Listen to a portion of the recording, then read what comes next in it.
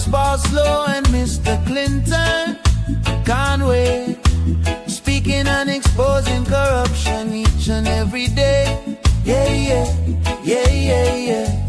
Guyanese, turn on your TV and go to YouTube and listen to what Parslow and can't wait to say. Yeah, yeah, yeah.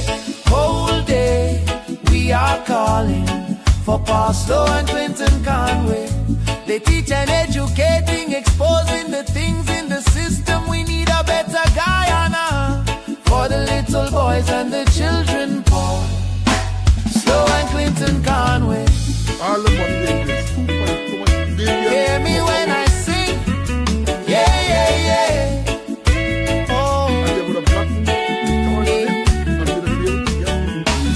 Guyanese at home and abroad. Please log into Conway as wide as it can reach. Parslow, you always will preach. Oh, yeah, yeah. Like and share, subscribe. Hit the notification bell so this message could reach as far. And every Guyanese will feel well. Oh, yes. Yeah, yeah, yeah.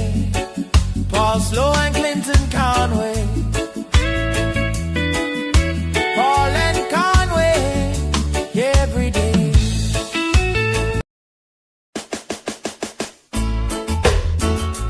Give me faith, oh Jah, I pray, oh Lord, to face another day. Oh, Lord, give me strength to face another day. Carry on life's road, carry on my load. Give me strength, oh Jah, to carry on. Oh, my Lord, oh, Alpha and Omega, the beginning and the end. Please tell me when I begin. All help for ages past and all help for years to come, without whom I could not be. When you're trying to lead you out of your life, but I wouldn't be so unwise, and so I promise to serve thee, oh my Lord, and I beg thee some mercy. Lord, give me strength to face another day, journey along life's road, carry my heavy load. Give me strength, oh Jah, to carry on. Oh, my Lord. Good morning, good morning. Lord, give me strength to face another day. Welcome to the midweek's episode of Speaking Out, exposing corruption and incompetence. Welcome, one and all. I hope you had a very relaxing arrival day. Hope you had a pleasant night. Hope you are rejuvenated. One day rest can do a lot, to rejuvenate you. You're rejuvenated and you are prepared for a productive day, week, month, years ahead. So welcome, one and all. Today is Wednesday, the 6th day of May in the year of our Lord 2026.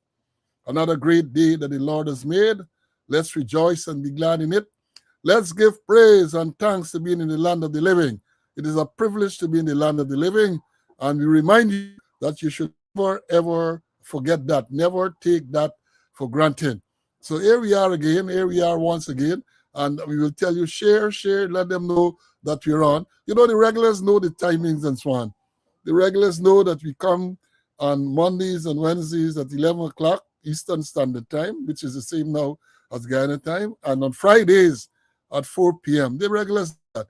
So we are encouraging you, others know, let others, because we need to spread the word. We need to spread the word. We need to let them know that they can find credible, valuable, timely information on Speaking Out. exposing corruption and incompetence. The theme song says Paul Slow and Clinton Conway. Paul Slow and Clinton Conway, two retired assistant commissioner of police, well trained, well educated. So we come and we bring you credible, valuable information. All we ask you to do is again, we say to subscribe to the channel, to share the live, to give a thumbs up, and we're going to do our thing. We're going to do the research. We're going to bring you the information that we believe you need to know about. Forget about all them propaganda. There are many propaganda outlets on social media, and even the mainstream media. A lot of them is share propaganda. They're not telling you what you need to know. So we're going to do that. We're going to fill that void. So yes, like and share, and we are going to be with you. My colleague, CC, is in the studio waiting his opportunity to come and to speak to you. And again, like everything else we have said, we have so much to discuss this morning. If you recall on Monday, when we were signing off, I said that, at the end of one program, you have an idea of the things that you're going to discuss 2 days down the road at the next program. And then so many things happen. And as you would have realized yesterday, was hot and fast, gun season, all them type of thing. We're going to talk about it today.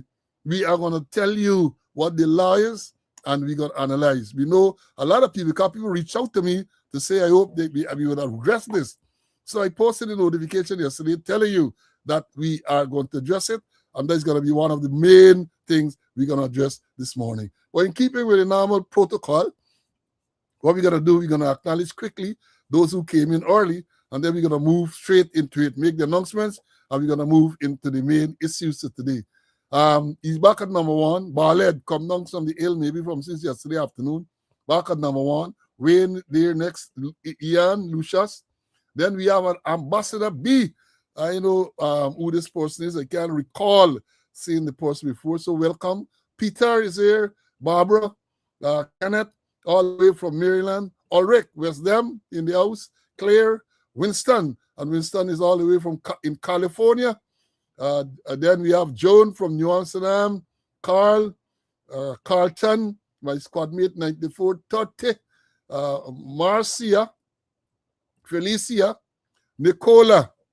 Then it was Dylan is here with us, Puran, Yasikibo Coast, Doreen from Canada, Ricky Smith.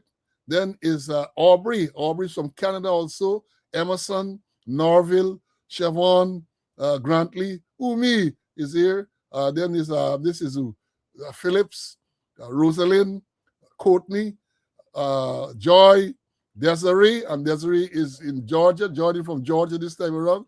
Forgus, Pinky, Brian, Dexter, Ivor, Patrick, and Patrick is from the UK. Patrick Rodney, Rodney, Semple, 11752, Brennan, Vashti, Ivla, 0539 Simpson is here with us early. Siobhan, Marcus, then it is Marlon, Ivor, Edward, Bonita, Denise, all the way from Florida. These are, you see how many people came in early on the YouTube? And then when we went live, let me see how they entered the classroom a short while ago. We have many, many students in, first person listed is Lennox, then Colvis, and always there early. Very good student. Commissioner Cole is here with us earlier as well. Claudine, Annette, former minister, is here early as usual. Claire, Sion, then it was Claudette, Beverly, Pam from West Demerara, Divine is here. Then we have Roxanne, Carlton Popo is here. Then who else? We have Glenton, and the list goes on. Wills, Linden, here. So lots and many, many, many students, many, many students. And again, I want to congratulate you for coming early and being acknowledged. Now the announcements. 787 days is today. 787 days, which is 2 years and 58 days since Sergeant Vaughn, Police Sergeant Vaughn, was shot and killed. They say he was shot and killed by one of his colleagues. And the initial report told us that there was a PM, showed he had 3 bullet wounds, and then silence. After then silence, they zipped them out. Zoop! You didn't hear nothing else. Nothing else. And as I've said, the new minister had sufficient time to be briefed on this matter, to tell the public what is happening, because I know the commissioner ain't gonna say nothing. Cat eat tongue, right? But one would have expected that by now the new Minister of Home Affairs would have been briefed, and she would have informed the family and informed the public, not only informed the public as to what transpired. But that's what we have. These are the people who talk about transparency, and they are the least transparent people you could think about. And then we told you about the death of Winston Mitchell, long name Winston Asquith Neville Alexander Mitchell. I remember the last occasion we announced it, we told you that because of logistics, the funeral was postponed. Well, I got word yesterday that the funeral will now take place tomorrow, May 7th. May 7th tomorrow. The arrangements, all other arrangements remain the same. Funeral service at Belgium Anglican Church from 2 p.m. and the wake will be held tonight at Lot 29, Golden Fleece, West Coast, Borbies. That is for Winston, former member Winston Asquith Neville Alexander Mitchell. Then we also told you about, well, we have 2 other members, 2 former members. We have to regretfully announce passed over the past couple of days. I'm referring here to retired Sergeant Kerry Barker. Kerry, my apologies. Kerry Barker. His number, if you recall, is 8170. I remember Barker at Alberton, and I think he had a stint at Force Control. I can't be sure. But he died on Monday at his residence agriculture on the east bank of Demerara. And then we also learned of the death of another retired member, Yvonne Pollard Charles, W139. For years, I remember Polly Charles, East Coast lady, who I remember at My Coney station there. She passed away recently as well. Then we have 2 more fatal accidents to report, 2 more. It has been reported that a young man died, I think it's number 72 in the quarantine. Reports are that he was driving a car, and he negotiated some turn, and some other vehicle came into his path. He tried to avoid the vehicle, and he crashed into a parked vehicle, and he died. Fatal accident again. And then this morning, I saw a report that sometime there was a fatal accident. Where was that? There was a fatal accident of landed Canaan yesterday. 3 trucks involved in the accident, and it resulted in the death of a 55-year-old Christian Paul Ramkisoon. That's all we have. 3 trucks collided at London Canaan on the east bank, and 1 man is dead. As we have said, hardly a week passes where we don't have fatal accidents in Guyana. Hardly. Whether they call them incident, whether they call them accident, let's call it road fatalities. Because whatever the circumstances are, they died on the road. And if you want to joke the thing and say, well, it's incident, fatal accident. Or as we say, fatalities on the road in Guyana. Dangerous. Again, condolences to the relatives and friends of all those deceased persons. And as we would say, hope that the good Lord will give the strength to pull through this difficult time. Let me move on to some other announcements, the more pleasant ones. Today is the birth anniversary of, drum roll, our secretary, Denise Booker. Denise is celebrating or observing. I know she's celebrating. She's observing a birth anniversary today. She's observing a birth anniversary today. Our secretary, we call her secretary because Denise is one of those persons who has been here from one of the persons who have been here from the inception. She has been here from the inception. And she used to come so early that they name her the secretary to speaking out. And she has maintained that title. Always present, always present. So Denise, enjoy your natal day, my dear. On belated birthday, greetings a squad mate. I missed it on Monday. Ozzy Dixon, 9506. Dixon, people know Dixon was at the TSU reading for some years. I think Deco used to be in the police steel band, if my memory serves me correct.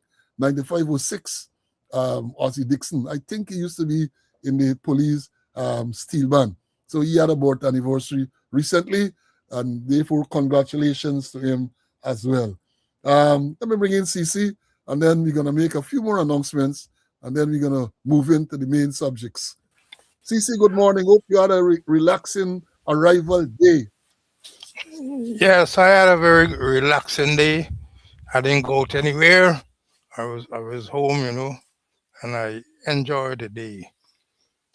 My deepest sympathy to the relatives, friends of the bereaved family, and yes, to the secretary, happy birthday. I did call her this morning and wish her a happy birthday. And also, I wish to express my sympathy for relatives of W139 Yvonne Charles. 1973, when I went to my Coney, Yvonne was there. She used to work strictly day. And through her, I learned quite a lot of work. I think she taught me how to examine cattle. We used to do cattle in transit. When you're moving cattle from one place to the next, they had to go to the police station, and then you have to write up a form and thing. And she said, look, what up on this receipt must up on the cow. The brand must correspond. If the brand and correspond, don't pass no cattle. Seize the cattle and them thing. And then she was very versed in terms of the procedure at station. And many times she worked 7 to 2 or 8 to 4, and I worked there. And many times she would disappear. And then she come back, she said, let me see where you do buy. Bring the books, let me see where you do. Or let me see the statement where you take. And it say, hey, you left out the main ingredients here. And I learned so much from Yvonne. I learned a whole lot from Yvonne. There are some stories that I can't talk on the on this program, you know. And her son used to make regular contact with me. The last time I met him was in KFC. And he said she wasn't doing too well. So my sympathy to the relatives of Yvonne. And yes, Barco, Sergeant Barco, he once worked at Force Control. I think he was actively involved in police association work. And then I want to shout out to uh, former member of the force, 2858 Dick. He's somewhere between Letem and I Shelter, and he's doing some work in that area. Happy birthday to you, and happy birthday from your daughter Miracle. I hope you will enjoy the day and you stay good. And also, I want to shout out to on Tuesday on Monday I went to Hand in Hand Insurance, and a lady reached out to me, as I was coming out, and she said that she is a student of this program. I must tell Paul that she enjoying the program and she learning quite a lot. And then she gave me a little contribution for the program. She said, "Don't call your name," but she gave me a little contribution. And it's always nice when people can give you a little out of the little that they have. And remember reading the Bible saying there's more happiness in giving than in receiving. And then I want to shout out to Grace, one of our students who don't miss the program. Grace, the conversation was nice yesterday, and I want to wish you well. And I think that's all I need to say at the moment. See that by say, can't stop CC the ladies, man. Now CC the ladies meeting CC, the lady greeting CC. The ladies man, and as he's a married man, so he said that in a most respectful way. It's just students being civil. Let me understand this. Ron and them who making comment is just student being civil, right? See, a student just say is Gary. Gary, I remember your dad, if that is your dad. 5680 Edwards, Soupneck. He says, Sonny, a great guy. I remember Soupneck, man. Soupneck was, when I joined the TSU in 1974, Soupneck was, I think, might have been a corporal there, and then he became sergeant. Soupneck was not fun, man. So there were several Edwards. We had 5680, your dad, Soupneck Edwards. You had 5679, Old Fowl Edwards. You had 9272, Young Fowl Edwards. And then you had many Edwards. Old Fowl had a daughter, the police, finance, and two. So they had many, many Edwards. So good to meet you, Gary. Good to meet you. I know Soupneck used to live somewhere on the East Coast in the Golden Grove area, somewhere there, right? And I know that he was a close relative of the late great Franchette Duncan Clark. He said Belfield. Yes, I remember your dad very, very well. So nice of you to introduce yourself. Now let me move on. As I said, we have so many things to tell you this morning. Amar called me yesterday, a student. I'm sure he's on here now. And let me tell you this. Old age can be a thing, you know. I saw a notification on Monday about the swearing in, a link of the swearing in, this special sitting of the, I think it's the appeal court in the Turks and Caicos Island. And the thing was to be aired from 10 o'clock yesterday. I circulated to some friends who I know would have been interested in the thing. And when the time came at the 10 o'clock, I forget the thing, clean, I forget this thing. So the student looked at it and he called me, partly expected that I would have looked at it and he maybe wanted some comment. The man said, when he read, when he listened and he heard them speaking about the new Chief Justice of the Turks and Caicos Island, Madam Justice Cummings Edwards. Yeah, Janet Cummings Edwards. He said it brought tears to his eyes. It was so proud. It brought tears to his eyes. I didn't tell him that he shouldn't cry because I don't think there will be a pleasant look, right? I didn't tell him that, but it occurred to me that I hope that was the extent of his sentiments. Because if he cry, oh God, that's another thing would happen. Now, when this morning, Kaicho News has an article on this Justice Cummings was sworn in as Chief Justice of the Turks and Caicos Island. I want to read this article because, again, it makes me very, very proud to be a Guyanese. You know, a lot of things happen in Guyana and you're not proud. All the thieving and all them things going on, you're not proud, right? The attack on these people. But hear what Kaicho News said this morning. Former acting Chancellor of the Judiciary, Justice Janet Cummings Edwards, was on Tuesday officially sworn in as the Chief Justice of the Turks and Caicos Island. During a special sitting of the island's Court of Appeal, several of the TCIs, the Turks and Caicos Islands legal and political dignitaries, were in attendance. They say I know if that is a preposition, in attendance of the swearing-in ceremony, where the Guyanese jurist was praised for her steady and unwavering contribution to Caribbean jurisprudence. Welcoming the new Chief Justice, Attorney General of the Turks and Caicos Island, Rhonda Lee Brathwaite Knowles, told the Assembly that Cummings Edwards' appointment is marked by her extensive experience and commitment to the rule of law. The Attorney General noted that the appointment continues the very high standards set by the Judicial Service Commission, set by these islands. The Brathwaite Knowles said that Justice Cummings Edwards comes to the new role with expansive experience as a senior judicial officer in Guyana. She noted that under her tenure, the Guyana's judicial system experienced improvement in case management, the introduction of specialized courts, restorative justice digitization, and expansion in better access to justice, particularly in the remote areas of the country. Right? Quote, our contributions to judicial training highlight our dedication to judicial independence, integrity, and efficiency in the administration of justice, end quote. The Director of Public Prosecutions, Jeremy Taylor, QKC, the King's Counsel, praised Justice Cummings Edwards for her wisdom and reputation that precedes her. Quote, in fact, a Google AI search of you brings up your famous dissenting judgment in the case of Walter Ramsahai and the Kaicho News.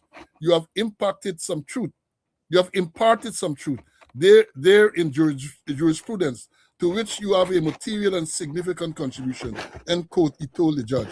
In her remarks, President of the Court of the Turks on Caicos Island, Justice Alice York Sue, noted that the new justice court brings to the role 37 years of experience marked by steady progression and intellectual rigor, end of quote.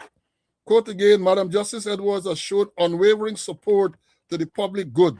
Throughout her distinguished career, she represented the hallmark of discipline and excellence, end of quote. As a lawyer, the Court of Appeal presidents noted that Justice Cummings Edwards has exhibited meticulous preparation, sound judgment, and deep insight and understanding of the law. In a address to the special sitting, the former chancellor said she is honored to be appointed as the Chief Justice of the Turks and Caicos Island. I am grateful, quote here, I am grateful for the confidence that has been reposed in me. I look forward to working collaboratively with my judicial colleagues in the legal profession and senior justice partners to build on the strong foundation that has been established and to further strengthen the delivery of justice in a manner that is fair, efficient, accessible to all. I remain committed to upholding the rule of law and serving the people of these islands with integrity and dedication. Man, when I read the thing, I say I got to let the students know. And it is there on Kaichur, today's Kaichur.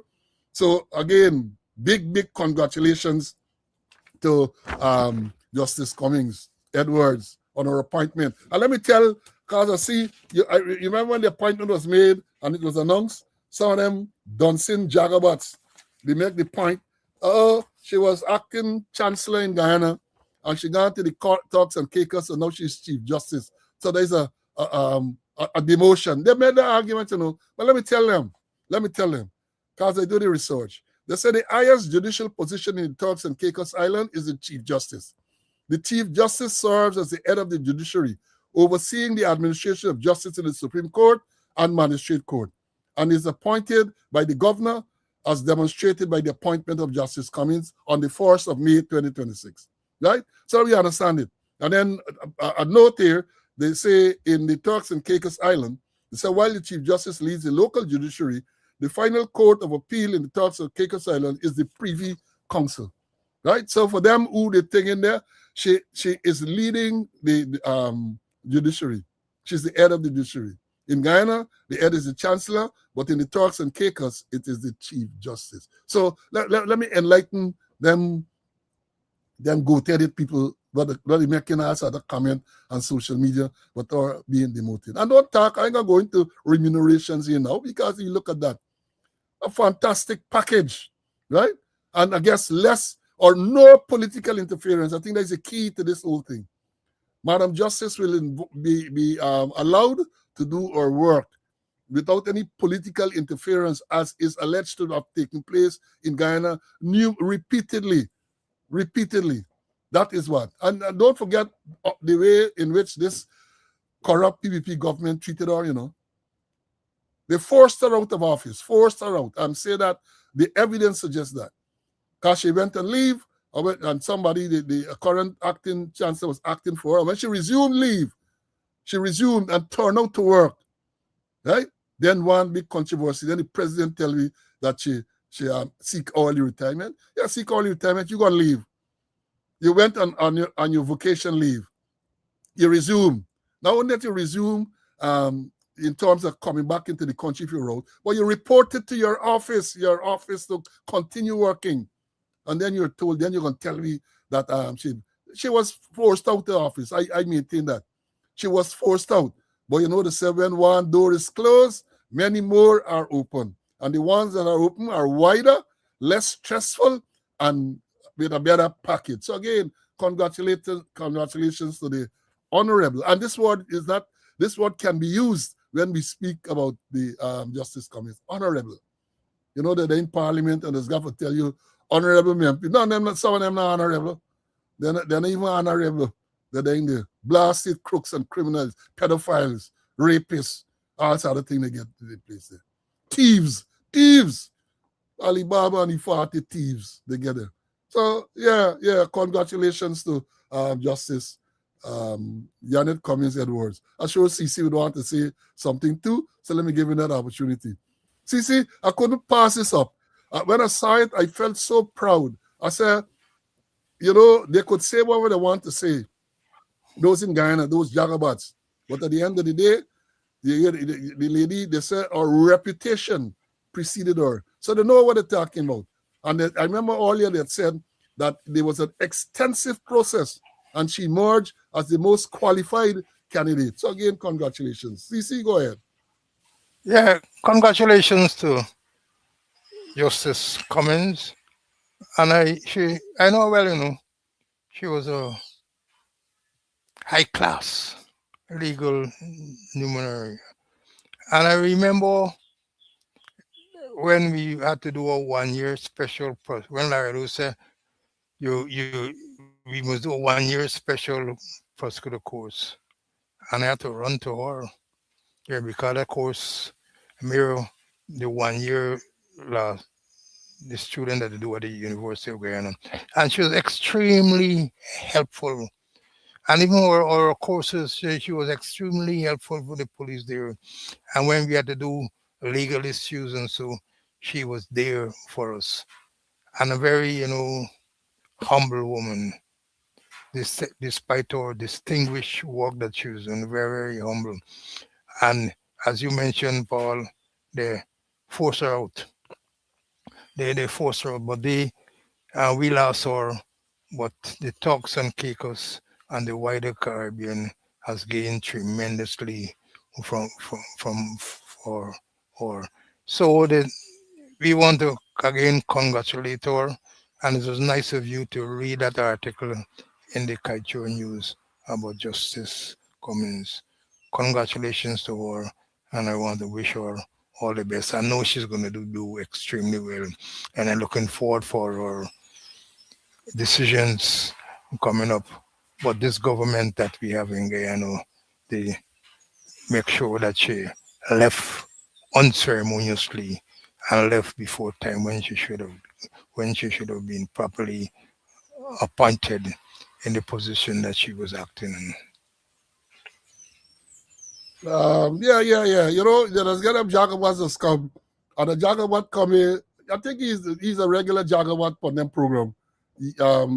Comments, but them, there's them false profile. He asked how she didn't know that 65. What was the majority of 65? That argument, even though it might have been proven to be legally wrong, it had some sound basis. Because if you check other jurisdiction, the argument that is saying that 33 was not the majority, they have other jurisdictions which upheld that. God says you have to do some wrong daft. There's not a program for that wrong daft. But people like Rick, they don't read and they don't understand. In Guyana's case, the matter went all the way to the CCJ, and the CCJ did say that 33 is the majority, but there are other jurisdictions, and that was the argument. The formula used in other jurisdictions, they said that 33 was not. But they ruled that in Guyana's case, that is what the CCJ ruled. But this was not an of the limb outrageous argument, because, as I've said, other jurisdictions, and if they used to read, they would have seen that. But people like Rick, they don't read. They just listen to the propaganda from PPP and them. They drink the soup. They get their nose still up in their backside so they can come and say all sort of craziness. And that is why I tell you, how come we can do the research and tell you, I am telling you, there you can do it yourself too.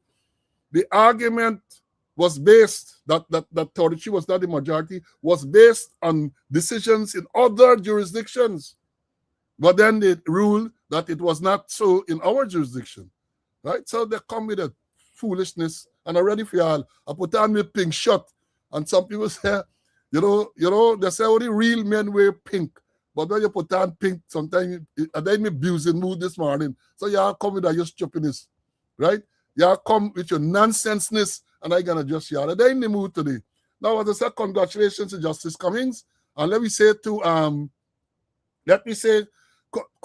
we talk about sports, cricket going on. And a matter of fact, while I'm looking here, I get my iPad nearby, and I'm watching Henry Claassen destroying this bowling. But as we have come to realize, cricket fans, cricket fans, that when you bat first, you make 200 and them thing, you ain't too safe, right? You ain't too safe, right? No, Jillian, me put on no jingy draws. What you get one of them, Lake Cram Jaikran, he said, he's an arsehole. I know if it's me talking about. So let me show you the class quick time. Let me show you the class. Because he knows an arsehole. The arsehole leading you, man. You got them arsehole leading you and you ain't thinking there. As I tell you, all of them in the mood this morning. So come with all your craziness. Now, as I've said, we all cricket. Now, there's another sport, and many of you know that I would say I used to be represent Guyana in shooting, rifle shooting in particular. I did also in pistol and so on, rifle shooting and so on. And, you know, it pains me to see the decline. We used to dominate rifle shooting in the Caribbean.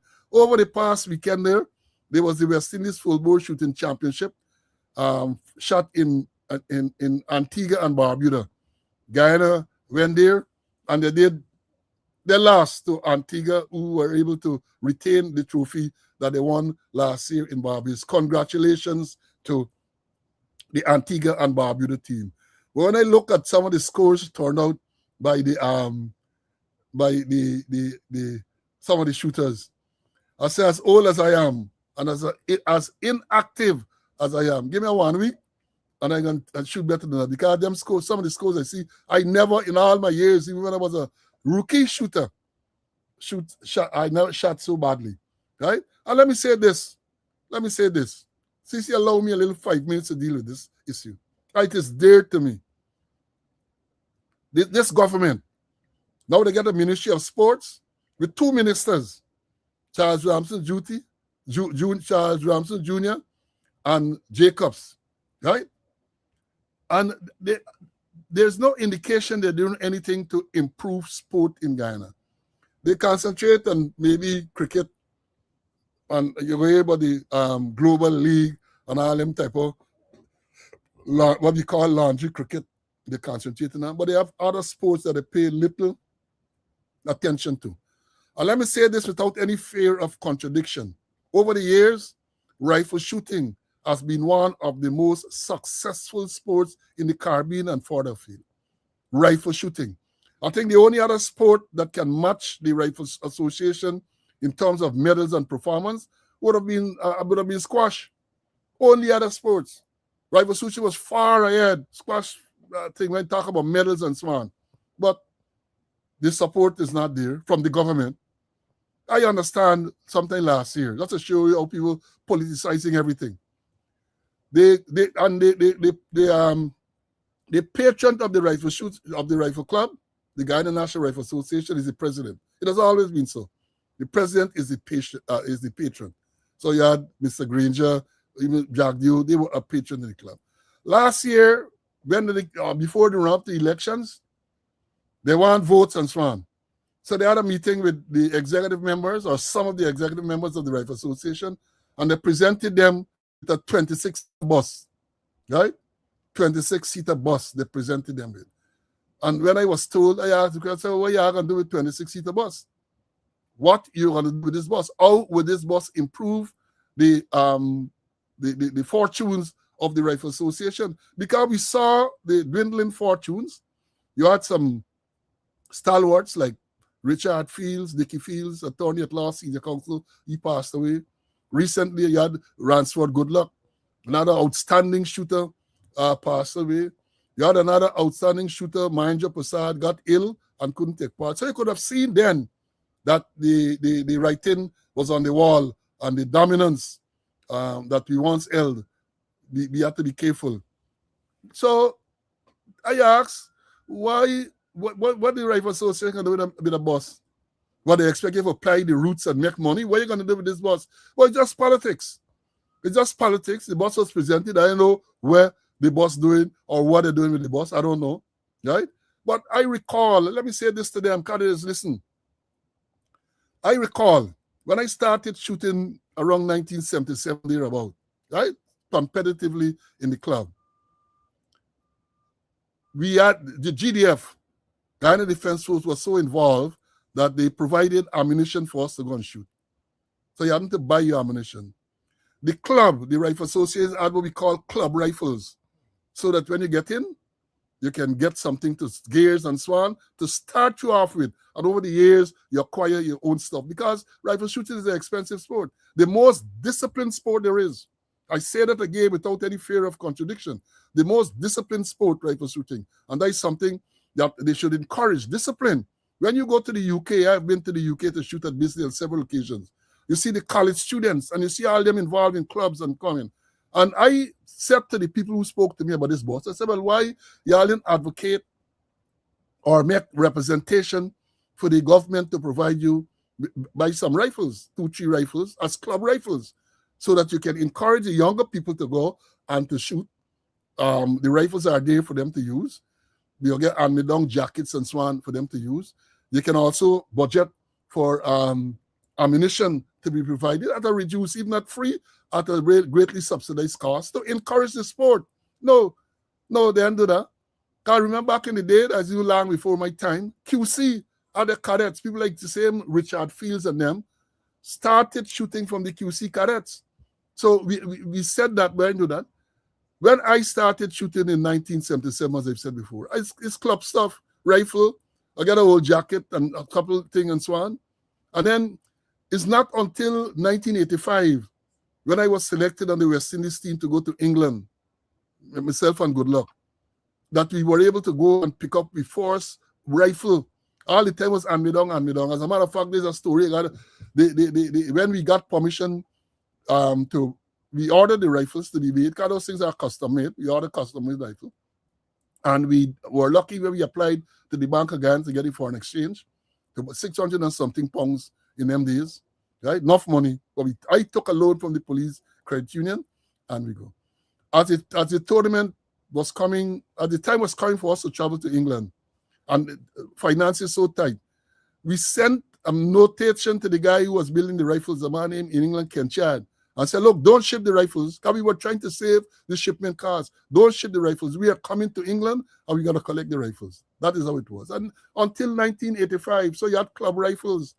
And we are saying that if you really want to promote the sport, which has proven over the years to be so successful and has done Guyana proud, that maybe that is the intervention. But no, they give them a bus.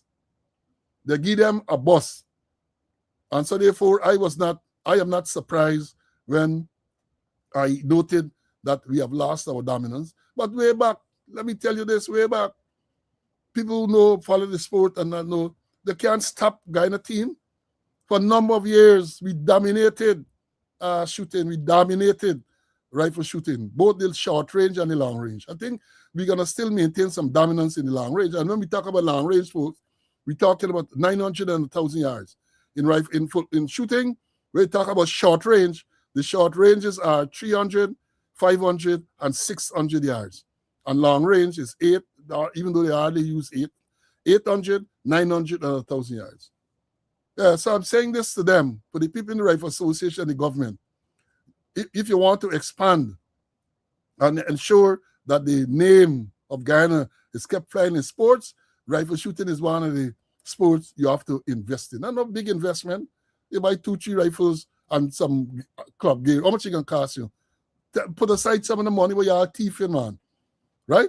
Some of the money you're thieving and do that. So to the man in charge of sports, Batty Lion, and Jacobs, well, old people say, he running him out like when sick nigga drink salts, right? That's what they should do. And I had to get that off my chest. I had to get that off my chest because it pained me. And again, congratulations to Antigua. I am not running on Antigua. But when I saw the score that they won with, I said, oh my God. Them scored a long ago and they can't even bring 4th or 5th, right? But obviously the standard has fallen.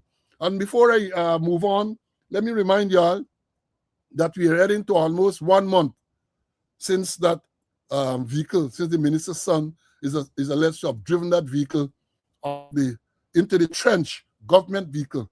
And we ain't hearing nothing from the minister. We ain't hearing nothing from the commissioner, which is not surprising. And we ain't hearing nothing from the traffic chief, even though the president told the nation that the traffic chief will be required to give some explanation. Because I know the president said, oh, the minister did not intervene. There's all he concerned with. No, the minister did not intervene.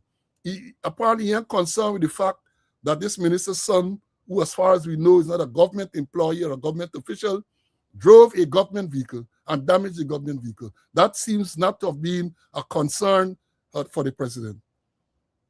Even though 2 allegations were made that a other relative, either son or a foster son, killed someone on the road some time back. We're going to keep highlighting it, right? We're going to keep highlighting these things in this animal farm, right? So I'm going to continue. Look, I want to talk about Sergeant Alex Van. I'm going to continue with this accident with the minister's son. Because if it was any other body, you could imagine what would have happened to them. You can imagine what would have happened if it was any other person. Now, I don't think CC would want to. Let me bring CC if you want to make any comment. I got to give you the opportunity to come and to say what you want to say from 10 to 10. I can't dominate the button. CC, go ahead if you want to say anything at this stage. I agree with you, 2 ministers and sports and what it ought to be. If you look at the grounds now, them grounds turn cow pastures. We in Lamar Park where I'm living 3 years now, they're trying to get a ground going. The minister paid about 6 visits there.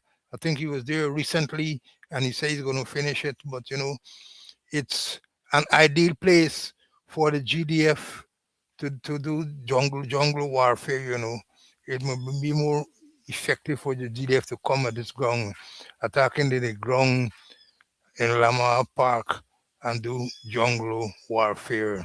But I hope that they put the act together.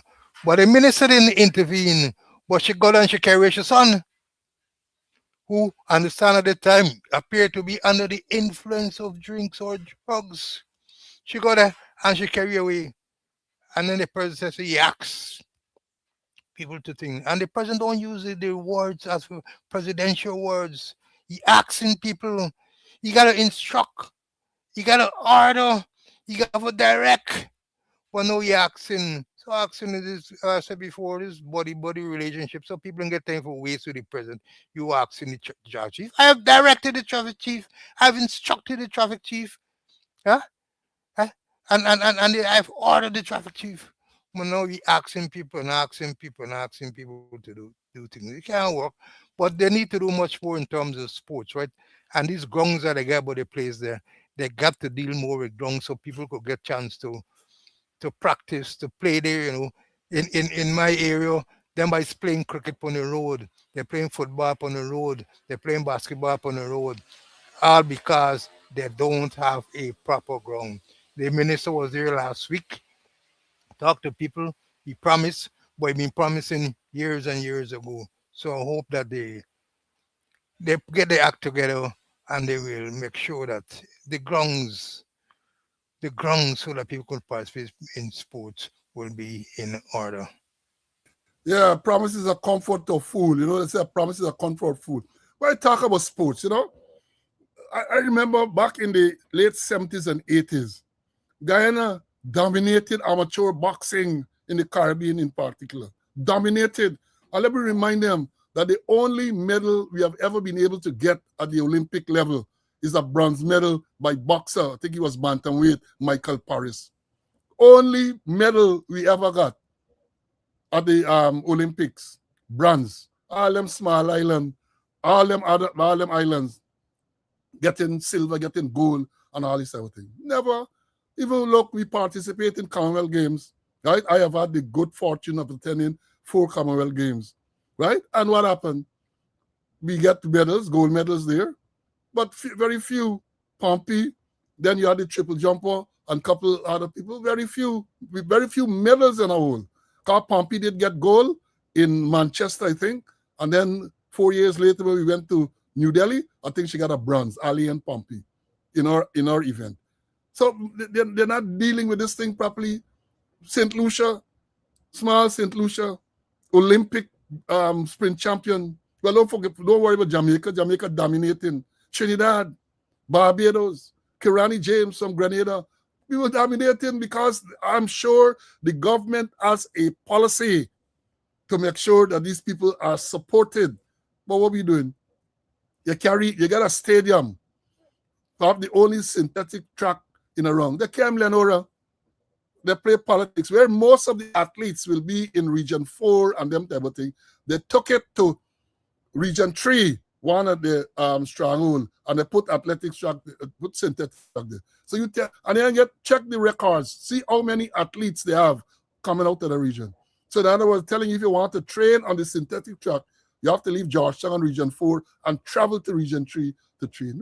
Nearsighted people, blind, not even nearsighted, they're blind. They're blind. So all the islands can produce world champions. And what are we doing? Can't produce. I remember back in the day, before I move off of this, back in the day when we had very little as a country, we produced the likes of James Wren, Jilks, and others, the Griffith girls, and we produced world-class athletes. It was unfortunate because of the Cold War in those times. They could not have participated in Moscow, and I think it's the Los Angeles Olympic because of boycott and all them type of things. So let me understand it. Let me understand. But if you get people there who you put to run sports all because of politics, they have a clue what is going on. They are doing absolutely nothing to improve sports. And I said not only the cricket was the only thing to spend a little money on. I'm not pure talk about. Anthony Nesty from Suriname won the sprint in the swimming. And I remembered very well that when Nesty won that event at the Olympic, can't remember which Olympic, Anthony Nesty from Suriname, they couldn't find the national anthem to play. They couldn't find the national anthem to play. It took some time. I don't know if you all know the part, because they didn't expect that he would have won the event. But that is what you have. So let me move on, man. Let me move on. Let me tell you all something. We spoke, it was on Monday. Yeah, Monday. There was this incident with the police patrol and this person in the car who claimed to be a policewoman, and the patrol rank, she gave the patrol rank a phone to answer, and the person at the other end of the phone identified himself as Deputy Commissioner Karim Bash and proceeded to berate the ranks for stopping the vehicle, telling them they are anti-crime patrol and they should not be stopping the vehicle and all sort of thing. We got to talk a little bit more about it this morning, because when you look on social media, some of the comments and so on, people are misguided, misinformed, they don't know what's going on. So we're going to talk. Then I saw something again yesterday. Some Guyana Express. I don't know who they are. This is a post on social media supposed to have been made by some Guyana Express. I don't know who these people are, but it would appear to me that maybe they're part of this propaganda thing.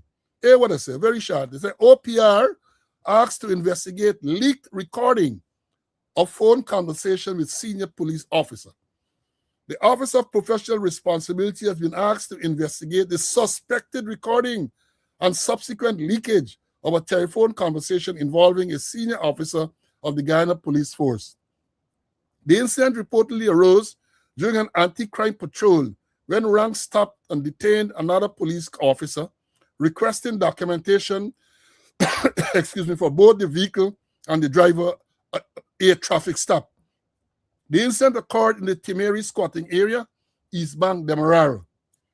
It must be noted that anti-crime patrol ranks are not authorized to conduct traffic stops as per directions from the management of the Guyana Police Force.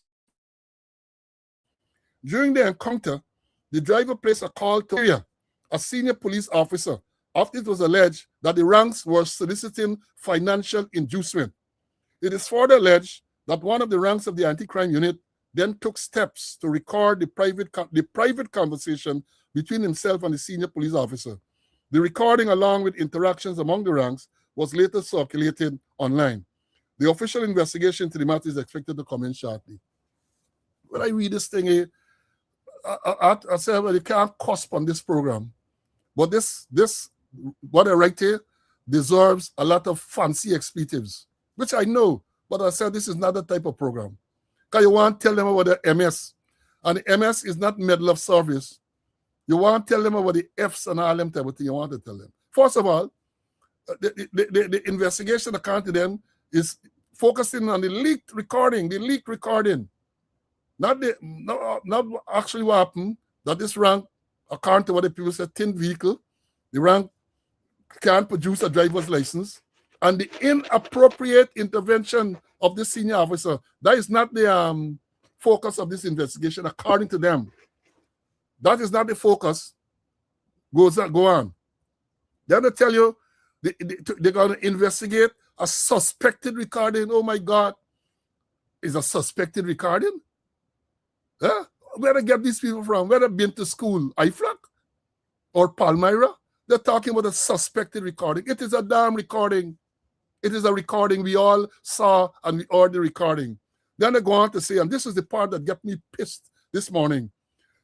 Well, several parts, but this part in particular, during the encounter, the driver placed a call to her superior, a senior police officer, after it was alleged by the rank, after it was alleged that the ranks were soliciting financial inducement.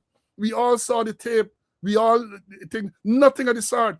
In other words, they're saying now they're trying to shift the focus. And the reason why is because they're claiming financial inducement is a euphemism for bribe. They're saying that the ranks, these anti-patrol ranks who stopped this vehicle, were soliciting a bribe. Don't let it come with no fancy word to fool you, but they were soliciting financial inducement. They're claiming that the ranks stopped the vehicle and they were asking for a bribe. And based on what we saw, until I read this part, that was never a part of it. Never a part of it. The thing was, the rank felt that she should not have been stopped because she walked in with big ones. And the officer who claimed to be, or the voice that claimed to be Deputy Commissioner Karen Bosch, said that she walked in at Soku, is one of Soku rank, and he buck up the people them for stopping her. Buck up. And then they come to say, it must be noted that anti-crime patrol ranks are not authorized to conduct traffic stops as per direction from the management of the Ghana Police Force. Yeah, but what's Condell about they're talking about it? We have addressed this repeatedly and I'm going to address it again. We're going to address it again, right?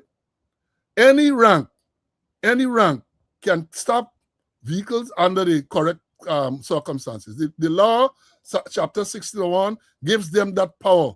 Section 18, I think it is, to stop, search, and detain, right? Under certain circumstances. It's not illegal, nothing wrong with stopping. And then I say by management. The management of the Ghana Police Force cannot curtail the powers of the rank. Let me explain this thing more. Now let me say this to the people, the same senior man and all them. You say anti-crime patrol mustn't stop vehicle on the road. Are you aware, Mr. Senior Officer? Are you aware, Mr. Squatter? Are you aware, Minister, that many of the crimes, serious crimes that are committed are committed with the use of vehicles, cars, motorcycles? Are you aware? So you're suggesting that if people on anti-crime patrol going along the road and they see some vehicle suspicious, a suspicious vehicle, you're saying they're not authorized to stop it because stopping it becomes a traffic duty? And then I see some jackasses, and excuse to the jackasses, excuse to the real jackass, right? Saying that in order for the stop to be, you got to get a. I have never heard such stupidness. Never heard such stupidness. And you get on a patrol, you see a vehicle, and you have reasons to suspect. That's what the law, that this vehicle is involved in some criminal activity. You have reasons, good reasons. I'm talking about you make up something. Good reasons to suspect. You tell me that you can't stop the vehicle. That is what is, because you're anti-crime patrol. You're anti-crime patrol, you can't stop. And if you stop a vehicle, you get suspicion. You stop a vehicle, you want to search it. You are quite logically going to want to know who the driver is. You want to see the driver's license and all of that. But according to this instruction, what they're saying, that if you're an anti-crime patrol and you see a vehicle looking suspicious, you shouldn't stop it. Maybe you have to wait until you see them commit some serious crime. Maybe until you see people shooting out of the vehicle in some drive-by, only and then you can intervene. What nonsense is this? And I say again, that is why the ranks are demoralized, because many ranks, when they saw that, or when they see that, then they say, well, but even I'm an anti-crime patrol, and I see a vehicle looking suspicious, rather than incurring the wrath of them senior people, let me just allow it to go. Let me just allow it to go. And I say again, the rank who took the phone, I blame you for that. When this person called, whoever she called, and handed the phone to you, you should not have taken the phone. You should not have taken the phone. I saw a post this morning from a former member who said, years ago when Larry Lewis was commissioner, Larry Lewis called the force control and said, well, when the person asked who is calling and so on, he said he's commissioner. And the person said, well, I don't recognize the voice and so on. The person disconnected the call. I didn't recognize his voice. You saying it's just commissioner, I didn't recognize the voice. If you are indeed the commissioner, use the correct channel. That is what is reported. And what happened? The person said on social media this morning, shortly after the commissioner turned up at force control, commissioner asked, who is the person that answered the phone? And when they said, well, I was the person. You know what? Louis said, congratulations, you did the right thing. Because you can't assume, especially now with AI and all them type of thing, you can't assume that is the right person. You did the correct thing.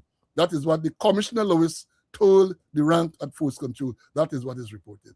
And, again, people who know, I used to always warn you, traffic ranks in particular, I used to warn them about what I call the shifting focus. Shifting focus, meaning that when you're carrying out your duties, you have to be extremely, extremely careful when you interact with people. Extremely careful. You got to do like the English Bobby. They're known that when they stop you, they want to get a ticket. Oh, very courteous. Good morning, sir. How are you, sir? Nice to you. Nice. And you know what is the shifting focus? Because if the person can commit one of the most egregious traffic offenses, serious offenses, or do any kind of thing, you stop them. And if you are not civil, if you are not professional, then the focus is shifted from the offense that you stopped them for to the manner in which you interacted with them. I call it the shifting focus. And therefore, I used to tell the ranks, be extremely, extremely polite when you stop people, when you're interacting. Because if you don't do that, then the question will not, when they want to complain, they're complaining the fact that they run the light or they do something wrong, they drive wrong, they overtake dangerously. They're going to complain about the manner in which you spoke to them. They shift the focus. So this matter now, it seems that the focus has shifted. The focus is no longer a rank driving a vehicle without it. It appears as though, because I would expect that if the rank had permission, the necessary waiver, the rank would have said, look, I have waiver to have my tint. That seems logical. I asked for a driver's license, may I get a driver's license? So that is not what is being investigated now. What is being investigated is the fact that this thing was recorded. But if you remember well, the rank advised the person who was calling, look, I have on my body camera. The person said, I have on my body camera. Nothing wrong with that. All right, the thing was recorded. And despite that, God the man said, so you recorded me? You recorded me. You have a right to record. The Attorney General said recently, Attorney General Anil Nandlal, SC, MP, encouraged rank, I think it was last week, Tuesday night. Remember that? Said that if police ask bribe, you must take out your phone and you must record them. You must record them and you must report to E and all that. He said so. So what is wrong with the person recording? All right, so they want to know how the thing leak. They call them how it leaked. These things are leaked to the public because we believe that the system is corrupt and nothing will be done. They have these egregious acts and nothing will be done. And if you're talking about the thing leaked to the public, let us know, as we have been telling you, we have been asking repeatedly, what is the SOP with these things? What are the SOPs to deal with body camera? Do you have SOPs? I don't think you have. If you have, I don't think you have any proper SOP. And that is part of the problem. The president said 5,000 body cameras, and all rank and duty must get body camera. So you bring body camera. Did you take the time to put together a standard operation procedure?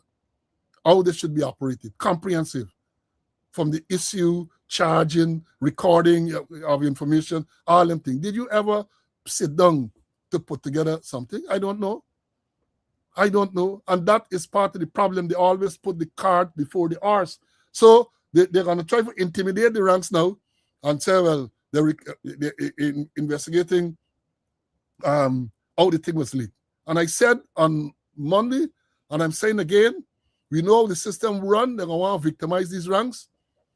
But I have said to them, and I'm not promoting or encouraging indiscipline, but if any attempt is made to victimize you, to punish you, you should talk to a lawyer with a view to going to the court. That you got to do with some of these things. You should speak to an attorney with a view to taking it to the court.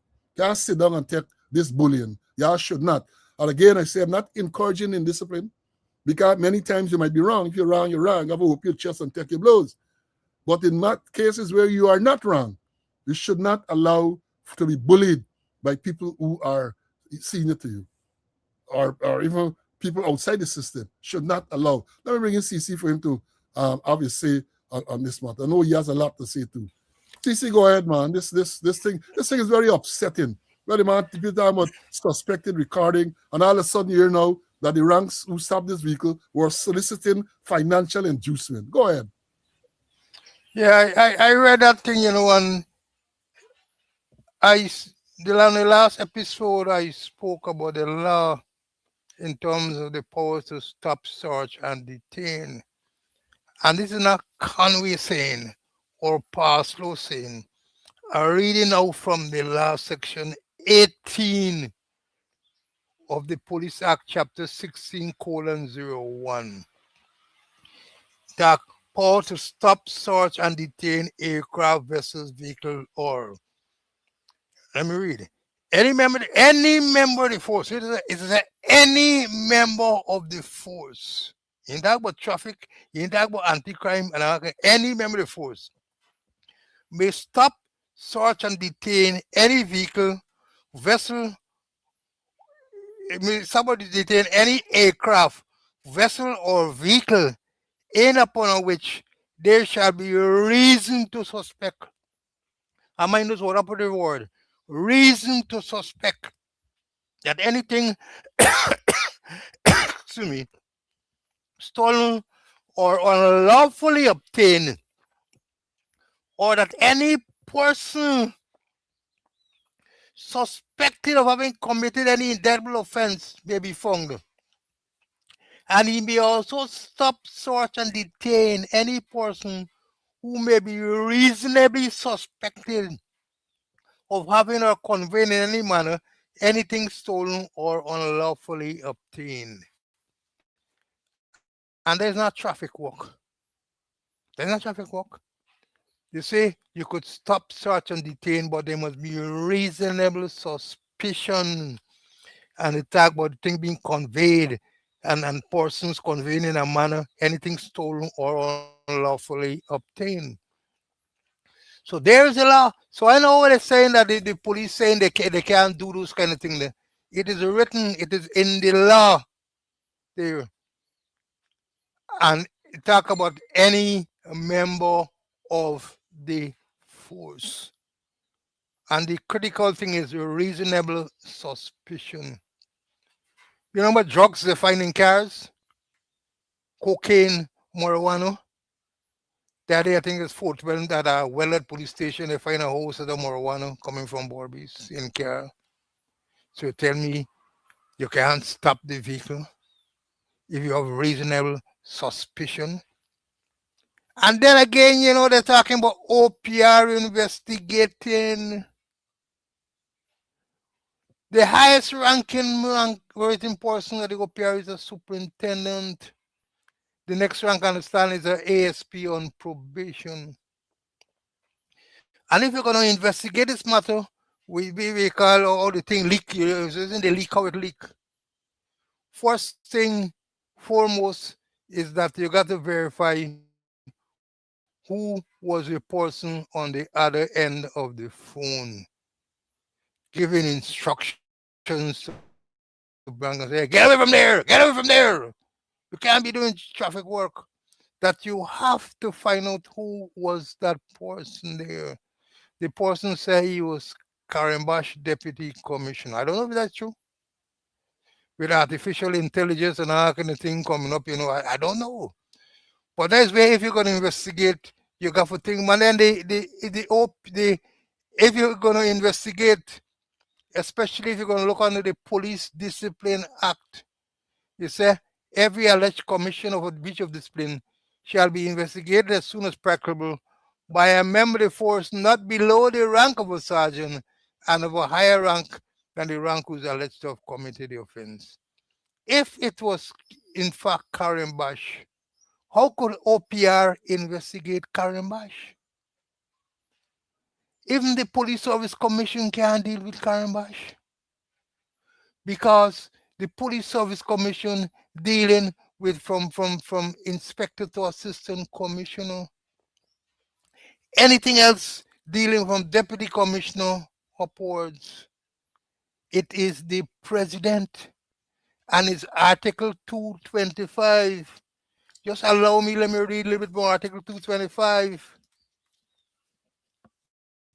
And it will say, the officer may be removed from office only for inability to discharge the functions of his or her office, whether arising from infirmity or body or mind, or any other cause whatsoever, or for misbehavior. Go on, Section 3. The officer shall be removed from office by the president if the question of his or her removal from office has been referred to a tribunal appointed under this article, and the tribunal has recommended to the president that the officer ought to be removed from office for inability or aforesaid for his misbehavior. Section 4. If the prescribed authority advises the president that the question of removing the officer from office under this article ought to be investigated, then A, and this is important, the president shall, in accordance with the advice of the Judicial Service Commission, in appointing a tribunal which shall consist of a chairman and not less than 2 other members selected by the Judicial Service Commission from among persons who hold or have held office as a judge of a court having unlimited jurisdiction in civil and criminal matters in some part of the Commonwealth, or a court having jurisdiction in appeal from any such court, or who will qualify to be admitted for the practicing again as attorney at law and have been so qualified for such a period as is prescribed by Parliament for the purpose of subparagraph B of the Article 129(1) in relation to the office of judge. And B, the tribunal shall inquire into the matter and report on the facts thereafter to the president and recommendation to him or her whether the officer ought to be removed under this article. So it's saying that if it's a deputy commissioner, that they gotta get a tribunal. The Judicial Service Commission have appointed a tribunal to deal with the matter. And the president in his power can suspend you while the tribunal is going on. And if the tribunal recommend that you should go home, you should go home.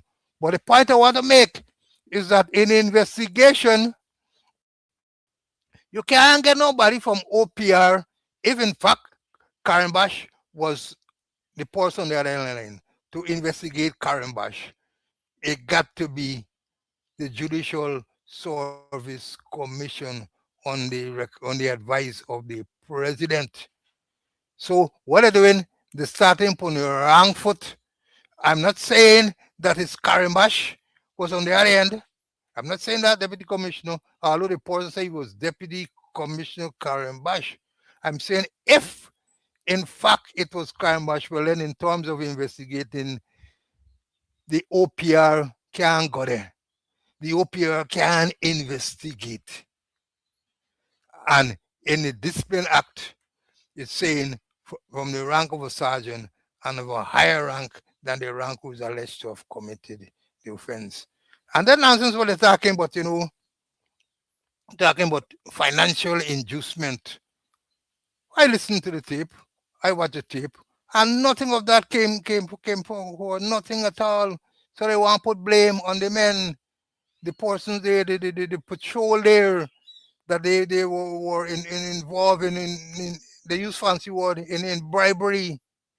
They attempt to extort money from people. Bribery, they think and they like the focus now is on what I say alleged leakage. And leakage, they had leakage. But the whole thing, somebody like them know what I'm about, and they don't know the law, what the law says. And I make the point, I'm gonna repeat myself. We're dealing with Deputy Commissioner Upward. It is the President. And Inspector to Assistant Commissioner is the Police Service Commission. And we got Police Service Commission that died nearly a year ago.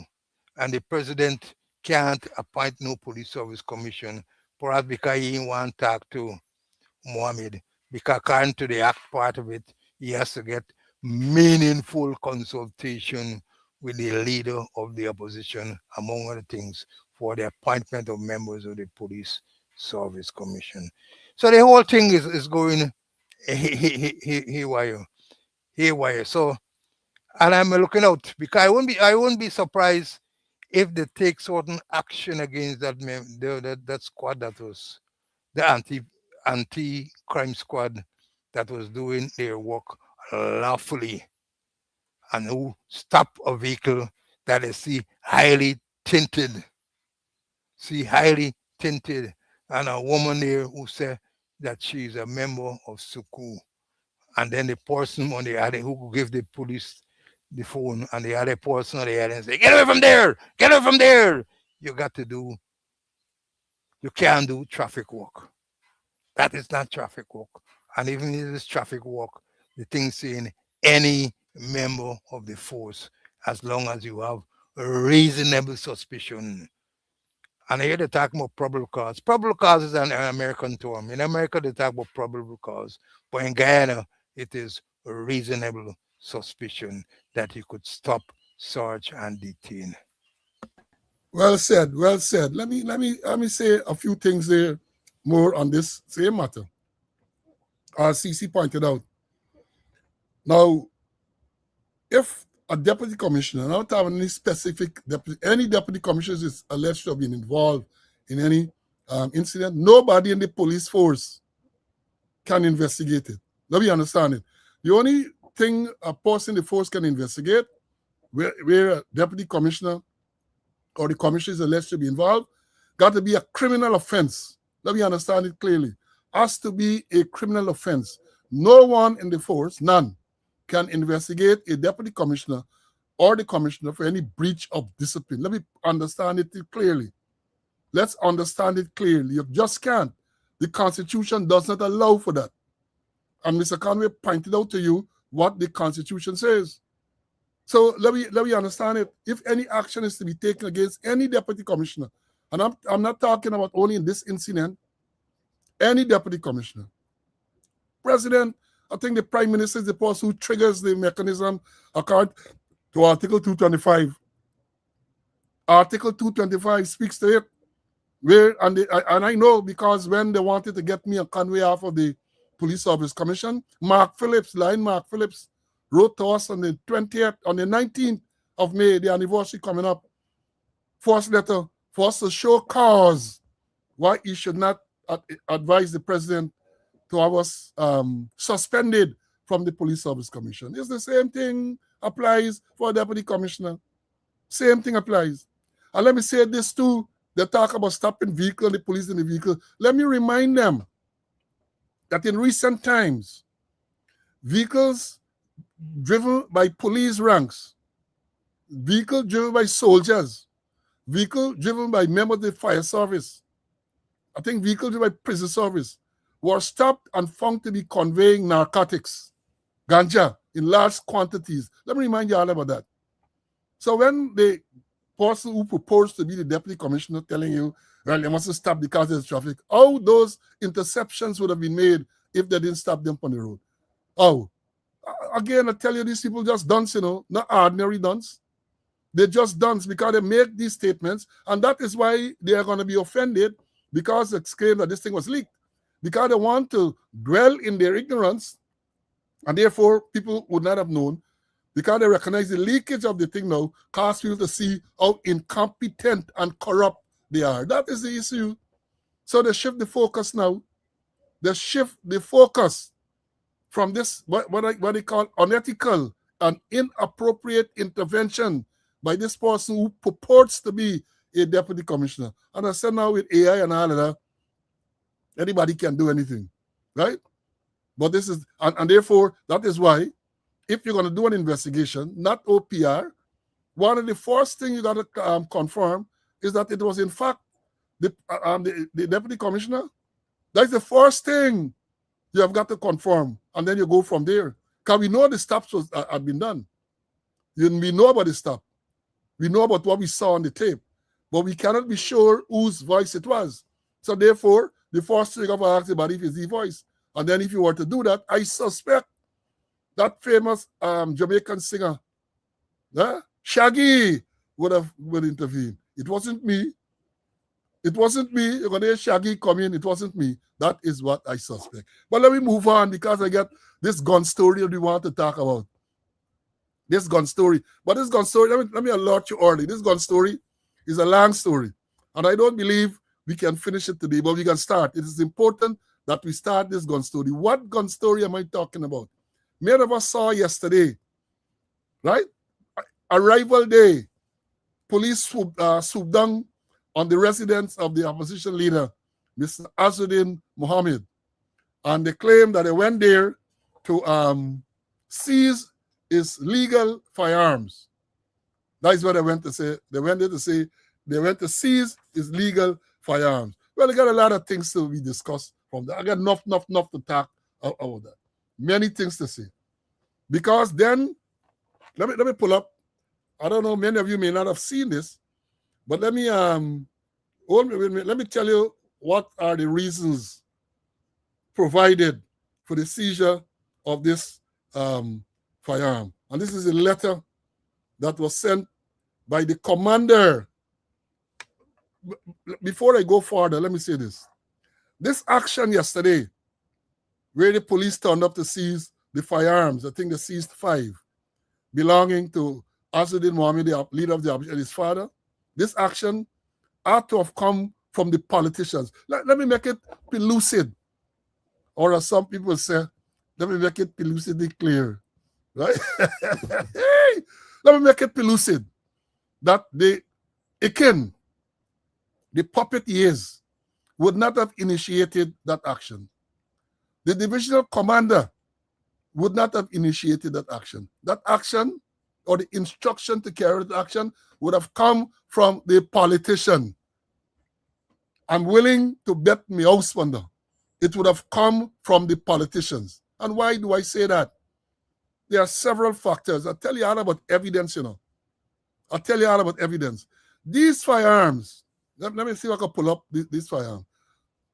These firearms were, the license to these firearms were renewed. They say you can't see it good, but this appeared to be last month, April. It appears to be, this is one of the license, renewed in April of 2026, right? So I'm saying that one of the reasons I'm advancing that this thing had to come from the politicians, because the police, if you knew that the people shouldn't get gun, would not have renewed the license. So the police renew the license, as is a routine and normal thing. And then at some stage thereafter, the politicians decide to continue to persecute. So they say, go and take back the gun, right? They say, go and take away the gun. And they say, let me read what the letter says. The letter is captioned, notice to show cause and temporary suspender temporary surrender of the firearms. I'm going to analyze this to you. I'm going to analyze for the purpose of the police and the politicians and the lawyers and all them listening. Because I remember I may have told you this before. When I was in Barbies, I revoked the firearm license of a gentleman on the advice, right, of the misleading advice from the Director of Public Prosecutions. And I say misleading because it was a case where the person was the owner of 2 firearms. He had license for both. He had license for, I think, a rifle and a license for a pistol. He was an ex-police, can't remember his name now, Indian man. He went at number 2 there, just over the bridge, and sleep with some woman. And then when he wake up the morning, the gun, can't find the gun. And then by the style, they tell a certain bishop, they tell a certain bishop, when you go and you make your mischief, get up and go your way. Get up and go your way. But this man did not know that. So he did not get up to go any place. He dropped asleep. When he woke up, the gun gone. He reported to the police. We investigated the matter. Matter was sent. The file was sent to the DPP for legal advice. And the advice was to revoke the license for both firearms. That's the one that disappeared because it's automatic. I'm going to explain that in a little while. That is automatic. And also revoke the license to the one that was lodged at the station. The man moved to the High Court and the man challenged the decision to revoke the one that was lodged with the police.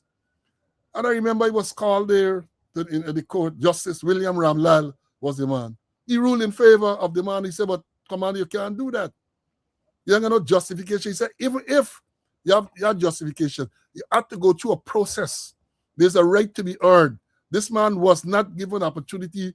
He wasn't given the right to be heard, and he went through that. Because I have said, and this is the enlightenment for the commanders. I know they're listening, man. They're listening. I know they're learning.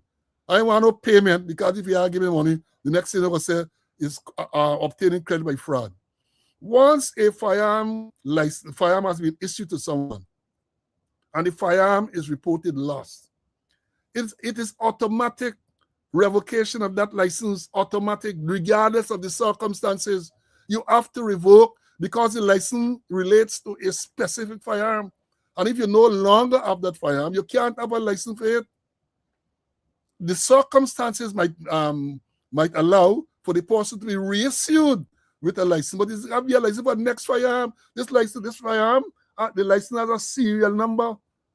It is related to that specific firearm only.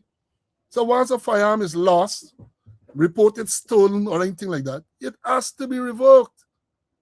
The license to that firearm has to be revoked. So we understand this thing clearly, man. All right, coming back to this matter now. Hear what the letter says. I got a little fine, so y'all bear with me. If you see me picking corn, don't laugh at me. The letter is addressed to Mr. Azuddin Mohammed. This one, I suspect one would have been addressed to the father as well. Yeah, share the life, man. Share. I walking up. I tell you all I wear me pink shirt this morning, right? And when I wear me pink shirt, I was there in the mood. I ain't wearing a card to somebody say, well, me, I got no jingy draws. That is a commission them. Not for me. Right? All right. Hear what it says here. Our records at the Guyana Police Force indicate that you are the license holder of the following firearms, all issued by the Commissioner of Police. And the firearms are listed, 3 of them. Right? Then everyone goes on to say, so this is the reason that is advanced for the action taken yesterday. The United States Department of Treasury Office for Foreign Asset Control, OFAC, in collaboration with Guyanese law enforcement, has conducted an investigation into your business network operating within and outside of Guyana. Consequently, you have been indicted in the United States District Court of Southern District of Florida for conspiracy to commit mail and wire fraud, mail fraud, and conspiracy to commit money laundering. Hold on, let me pinch it and read the rest. In light of these serious allegations, you are hereby required to show cause in writing why your firearm license should not be revoked in accordance with Section 18A, some 188A of the Firearm Act, Chapter 1605. Furthermore, you are required to immediately surrender all firearms and ammunition currently in your possession, along with the corresponding license, to the police officer delivering or the police officer serving this document. And then the person signs and so on. We got a lot of things wrong with the process. As I've said, this is not something initiated by the police. Police are just carrying out orders, even though the orders are illegal, unlawful, unconstitutional. Because this is property, and you can't seize a man's property just so. You cannot seize the property. And they're saying that this action is taken as a result of this, the Mohammeds, or this particular opposition has been indicted in the United States of America. Well, let me remind y'all, this man indicted in a foreign place or anywhere he's indicted, the Constitution of Guyana, he's a citizen of Guyana, and the Constitution affords him the presumption of innocence. The Constitution affords him the presumption of innocence. So the man indicted will seize the property because the firearms are property, you know. The firearm that you're talking about that is seized the property. More so, as we said, these licenses were renewed last month. And let me say this, since you're going to get a chance, because I know you have a lot to say too. The only justification the police can have for seizing the firearm is if between the time the firearms were licensed last month and the time yesterday they went there are reports of misuse of the firearm or committed some crime or something like that between the time it was licensed. Because if you licensed in April, you ought to have been satisfied then that everything was okay. So you renew the license based on that. Now, weeks after, you go and you seize saying that because of this indictment. When did the indictment take place? Y'all think the indictment took place a long time now. Remember, it was in October last year that the extradition request was made last year, Continental, on the 30th of October. But we all know that about a month or two before that, we learned of the indictment in the Florida court. So put it at August 2025, indictment. Why did you not then seek to have the firearms taken away? Why did you not at that time say, well, all right, you get indicted? You remember, they closed the bank accounts. So they can't do no business. They cancel the security permit issued to this company. They seized all the firearms, 70 guns, I understand, yesterday seized. But they left them with their personal firearms.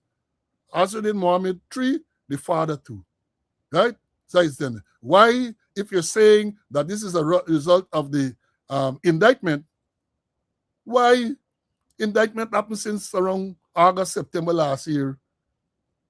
And since August, September last year, indictment, and you wait until arrival day to say you're going and take away the firearms.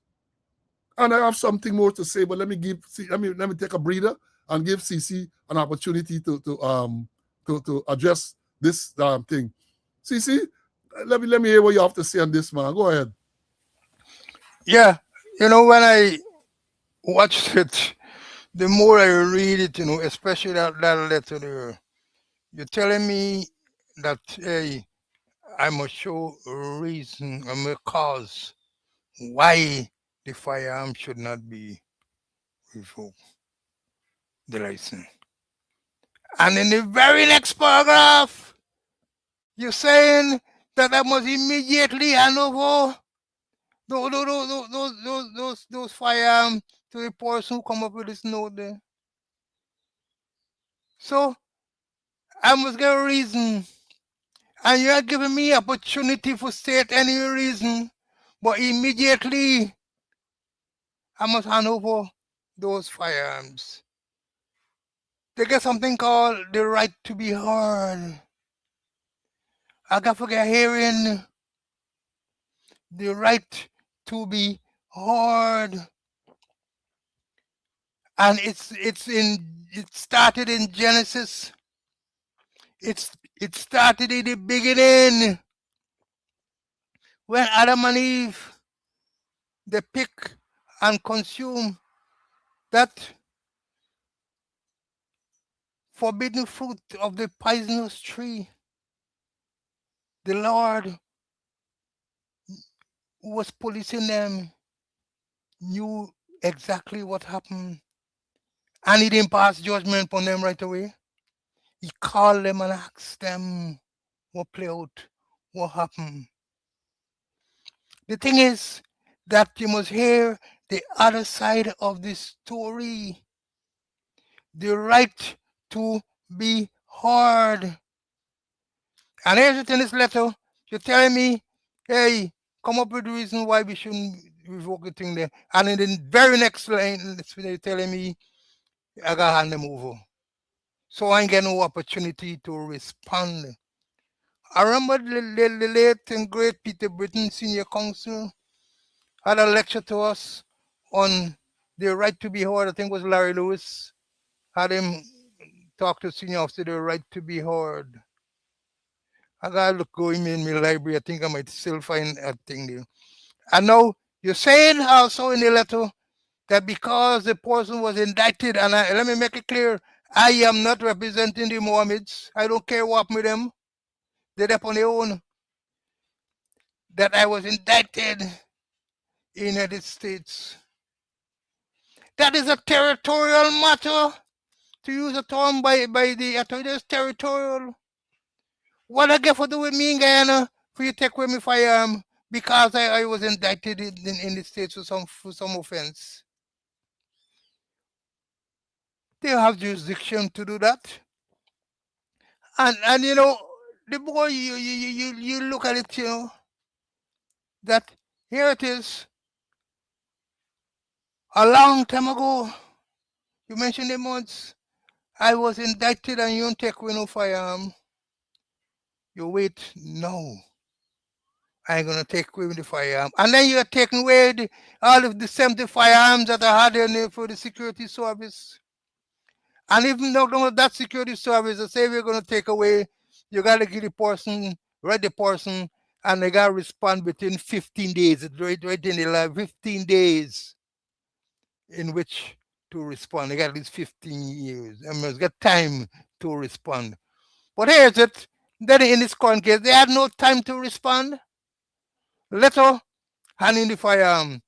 And if you look at the conduct of the police there, look them handling firearm.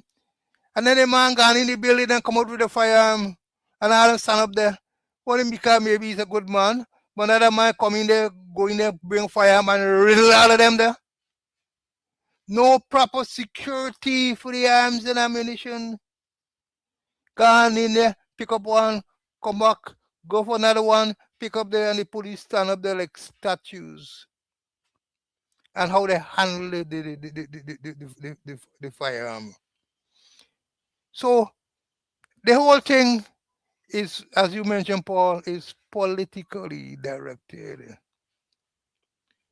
Police just carried out unlawful instructions, unlawful order, come from politicians. And we're going to wait and see what could happen. And then even if you hear this or no, even if I want to appeal, I got to appeal to the president and nobody else. I can't do that for him. I got to appeal to the president if my thing is refused. That is it. So, to me, the whole thing is a big, is corruption, is incompetence. There's what play out there. That if you want to take away a man's firearm, there's a process you have to do. You have to tell him about what be allegation made against him. And then you have to give him time to respond, the right to be heard, and as much time as possible. They're talking with the security service 15 days. 15 days for security service, then talk about thing. And if I'm going to appeal, I got to appeal to the president. And maybe there's where they are to come from. And I got to appeal to the president. Total nonsense. Right. Well, let me say this because when you talk about the operational part, you know, remember that is my forte, operations. Well, let me say this in response to one of the students. Students say saying it is alleged, right? There are allegations that ex-convicts are in possession of firearm license. Not allegations. Yeah, I remember Gali Khan. Gali Khan was a deportee from the United States of America, right? The issue with firearm license, he was integrally involved in the Security Association, GAPSO, Guyana Association of Private Security Organizations or something. That he was involved. Gali Khan, a deportee, get gone, aligned to the PPP, big 2020 he was there, big with the PPP. The man are going to shoot his girlfriend or his wife and so on, and then they say he attempt to kill himself and all this type of thing. So Toro is not only allegation, there are facts. Facts are there that people with conviction and people with dubious character, because once you could pay, once Jackie Opel comes, you get the thing. I saw something circulated on social media over the weekend where names are named amongst are mentioned. The old run-ins highlighted. This is an article with a photograph of a man, and they said there is one of the middlemen.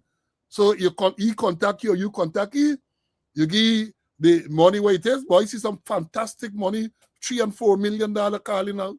I don't know if this the blockage in the Straits of Hormuz sending up the price or the demand price of guns now, because that is what is being alleged. But you know, like everything else in Guyana, they're gonna look at the messenger. They're not gonna investigate that. They're going to look at the message. And that is why you have all this corruption. Let me say this. See, mention apart.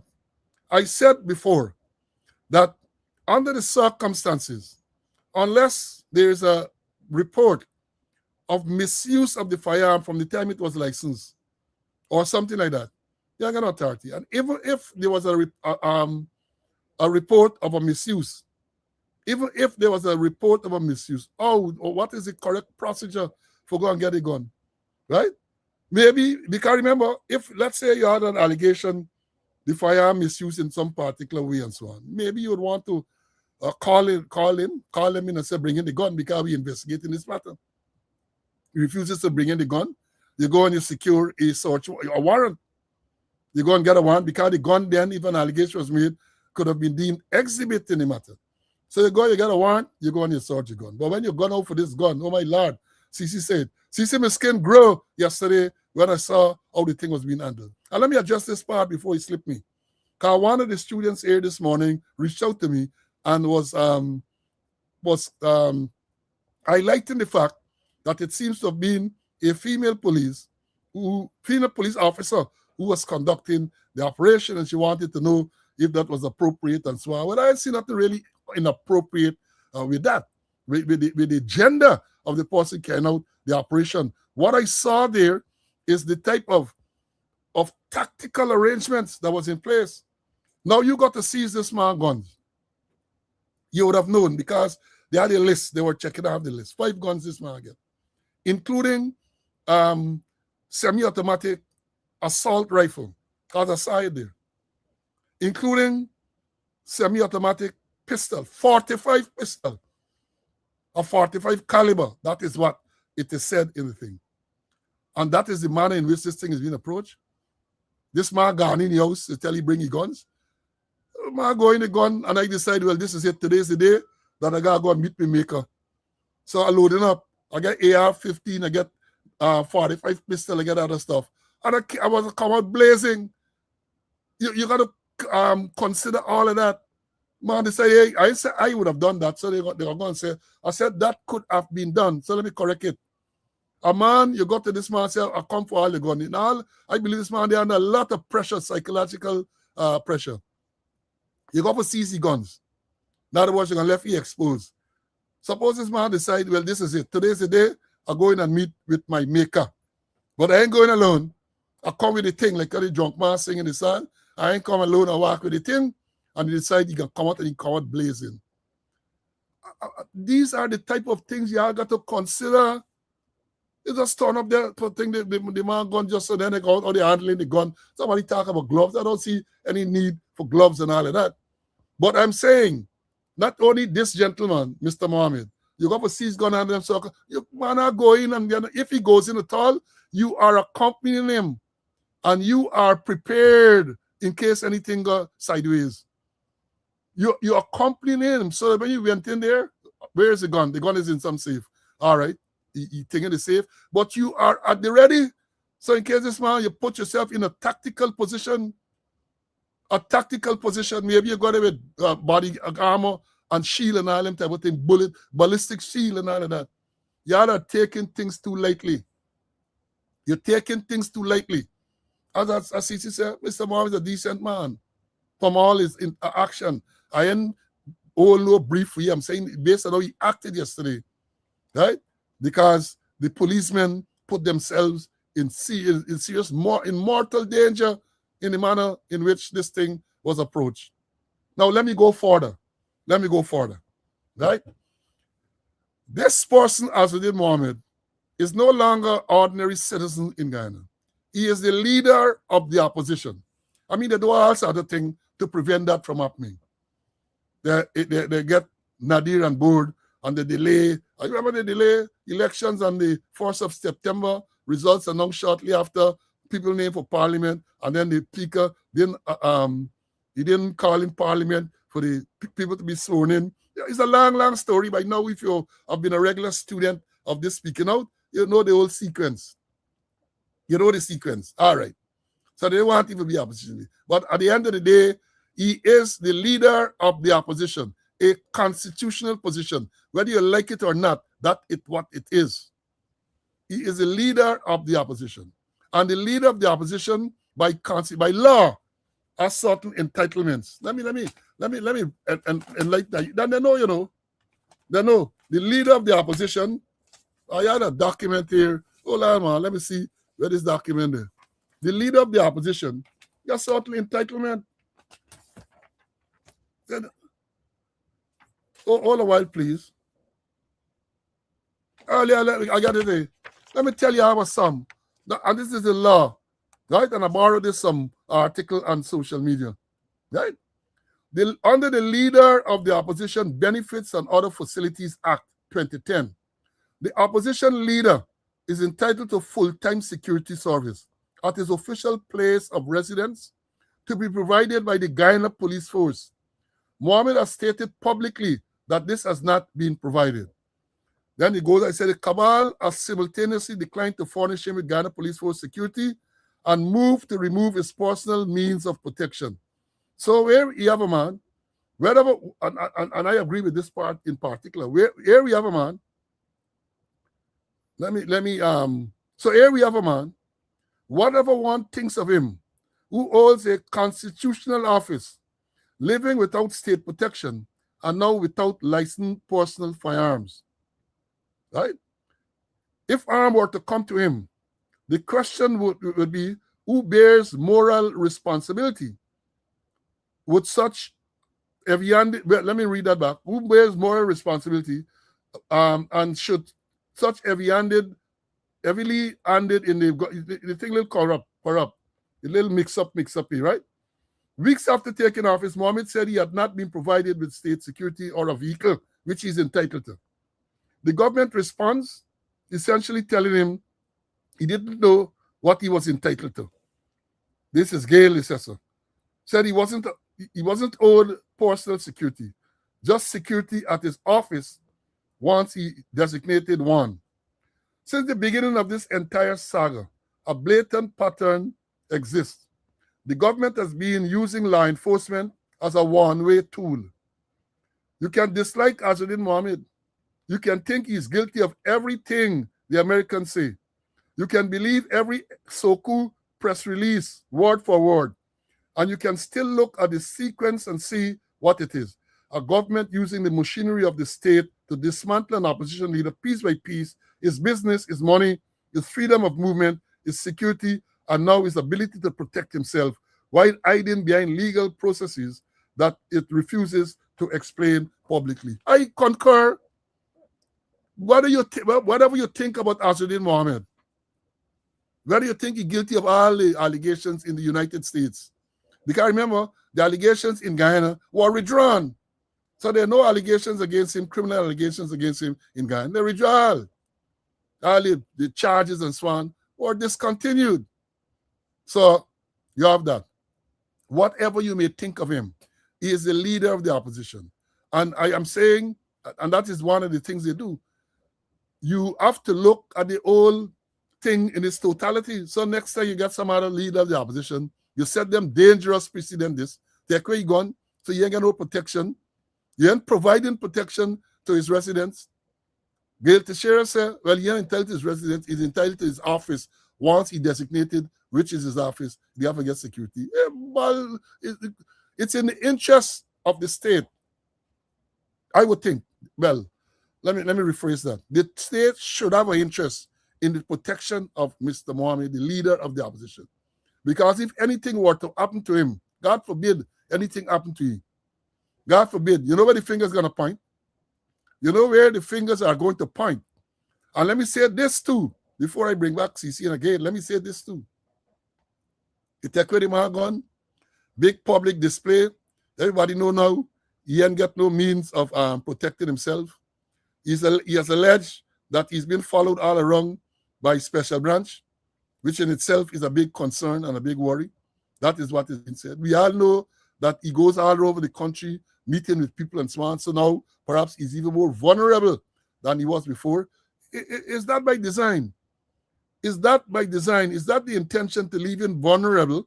So one, he can cut back on his frequent visits around the place because of fear for his security. Or you want to have him exposed so whoever wants to do him harm can do him harm. These are questions that we have to look at, you know. We're dealing with devious and devious people. Is it that we take away gun? Public displays. Everybody know that Azuddin now don't get no gun. We know that his security company had at the large all the gun. So he's now more vulnerable than he ever was. Will that now result in him scaling back on his visits to all, especially places where the PVP supporters have been hostile to him? Is that one of the reasons for him to scale back? Or is it you take away gun, so now he's become vulnerable. So if we have people who want to do him harm, can be more emboldened because they have a frightened now, you can shoot back or anything like that. You never get a gun. You never get a gun. Is that it? And let me say this too. Yeah, I believe not that I believe, but can be a setup. And let me say this, you know. Let me say this. Nobody ever tell, let me be fair to them. Sometimes you're not going to tell nobody do Azuddin Mohammed harm. You're going to say, hey, go and do this to him. But you have some sycophants who can decide right now that he think I can do because I believe my boss there, my handlers would want me to do that. So I can go and take some action against this gentleman. We are living in some dangerous times. And let me say this too. Mr. Mohammed, and this is free advice. I hope your counsels and all them listening, or somebody will tell them. This is free advice. You don't want to pay me, don't ask to pay. If Azuddin Mohammed were to attempt to give me or to support speaking out financially, oh God, they're going to come down, they're going to say we're taking sanction money and all that. You have to be extremely, extremely concerned that now your firearms are in the possession of the police. Let's hope and pray. And I'm telling you to hope and pray. When you go to masjid on Friday, hope and pray. That we ain't suddenly hear that the guns, your firearms, are matched to some crime scene. Let me repeat that. Now that the police are in possession of all your guns, they got possession of all. Your pistol, your shotgun, your rifle. Let me hope that them ballistic exports that we get and suddenly decide that someone in the pistol or the rifle match some ballistic evidence at some crime scene some time ago. Let me hope that. Because I know now that they have it, all sort of magic can happen. Now only the same, now only magic what does make cocaine disappear and turn flour and all them everything. Magic can happen. So I am saying to you, you have to be concerned about that among other things. You have to be concerned about that among other things. Let me bring in CC for him to say some more on this matter. CC? Yeah, Paul. The weapons that they took away, they seized. I wonder if those were some of the weapons that Mohammed said were in Freedom House. Remember, you open your mouth and say, hey, they had weapons in Freedom House, and they had weapons protecting members of the PPP. Gotta be careful. And then maybe the intention is that to curtail its political movements. Because he's been getting all over the country. We didn't expect him to go and skinning up the government with videos, with recordings. Perhaps they can't take it no more. So they say, take away your gun there. You're gonna be afraid to move about the place. You can move about the place and do any political work. And remember too, that the same Mohammed was in the belly, deep in the belly of the PPP. So perhaps he gets secrets to them. And all sort of things happening. So take away guns. You can't go away because you're afraid by it. Let me go away. No. Something gonna happen to me there, as the case may be. So other things we gotta look at what really was the motive for taking away those guns. Some of the same guns were maybe had been in Freedom House. Some of the same guns that they were using to protect the PPP leadership prior to them coming into government. Let's wait and see.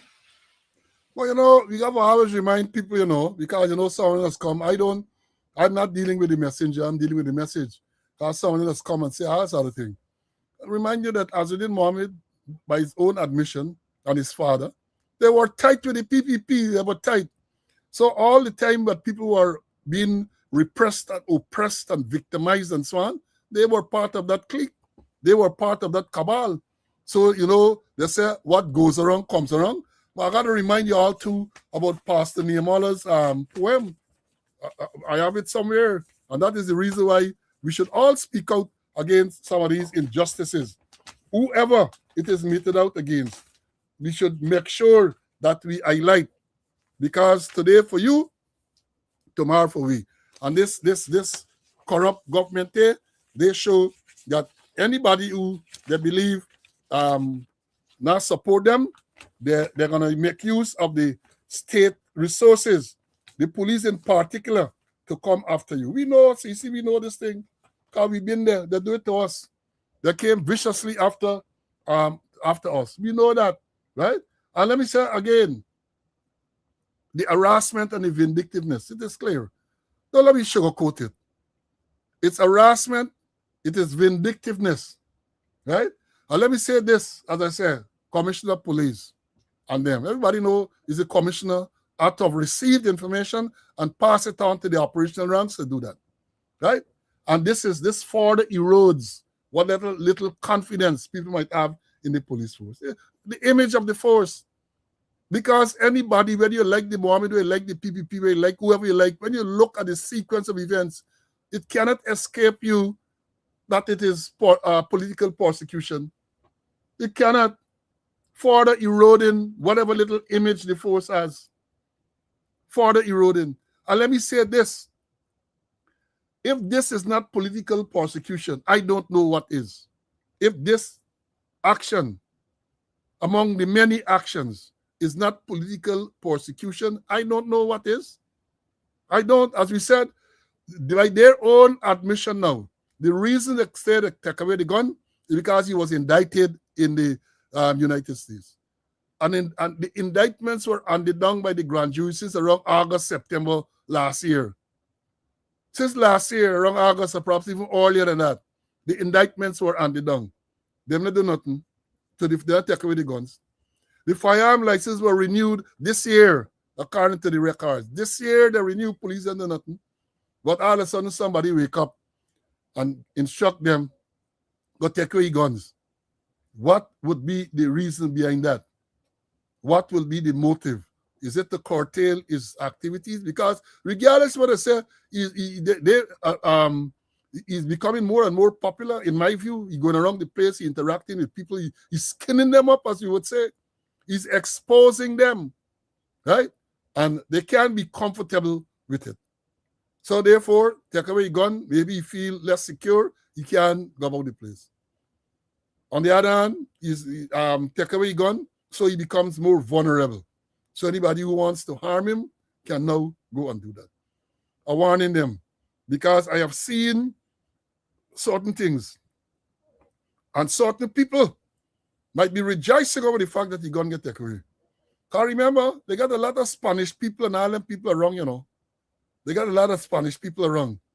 And I hear, well, let me say, I don't put it beyond them for go and say, and I'm going to say gun, not necessarily the government. Don't put it beyond government supporters for go and try to make mischief. Then you hear Azadin car crash somewhere and he get seriously injured. Or you hear somebody say Azadin go for rob them and they have to defend themselves and therefore he is fatally injured. Don't put it beyond these people. I warning y'all. That is what the crystal ball. A man told me over the weekend, like the crystal ball is working. I'm like, yeah, it's working. Don't put it beyond them to manufacture. Well, they have created the environment by taking away the firearm. So don't put it beyond these wildcats out there to decide now that this is the time for us to act. Let me repeat that. By taking away the firearms, they have created a certain environment, security environment, or lack of security environment. And don't put it beyond them sycophants and them half-crack and crazy people out there to decide that this is what I give me opportunity now because you ain't get no security for do me mischief. That is why I want to say.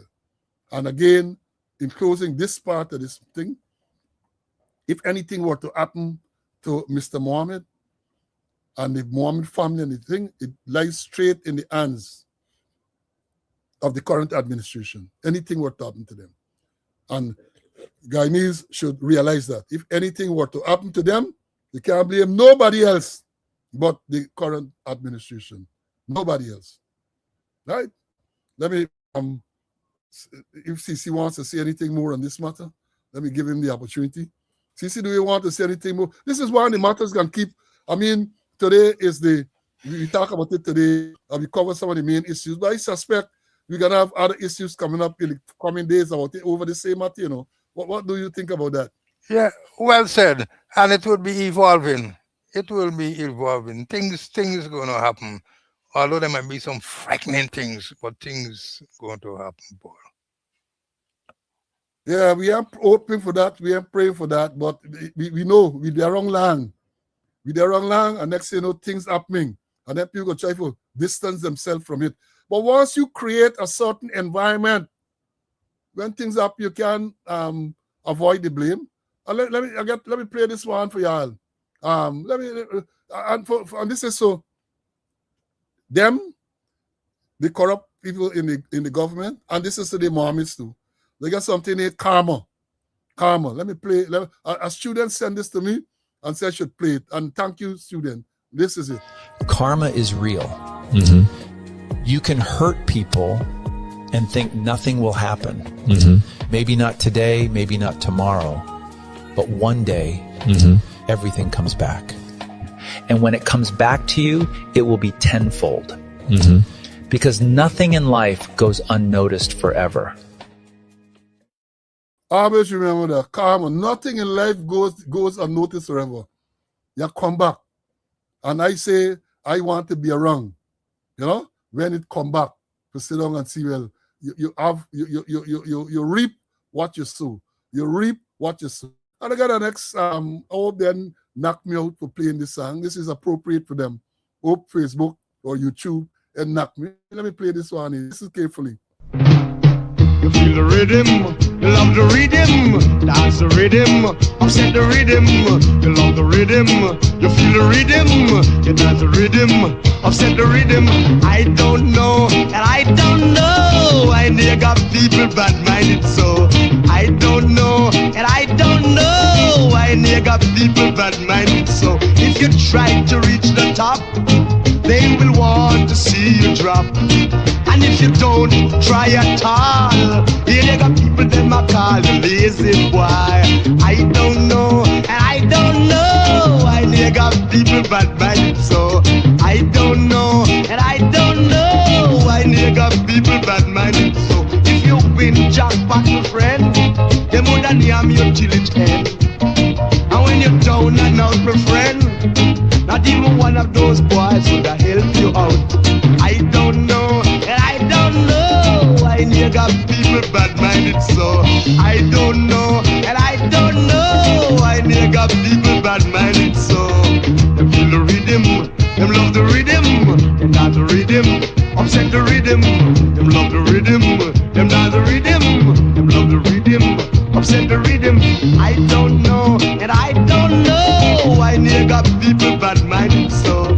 I don't know, and I don't know why you got people bad-minded so. If you try to reach the top, they will want to see you drop. And if you don't try at all, here they got people them a call lazy boy. I don't know, and I don't know why you got people bad-minded so.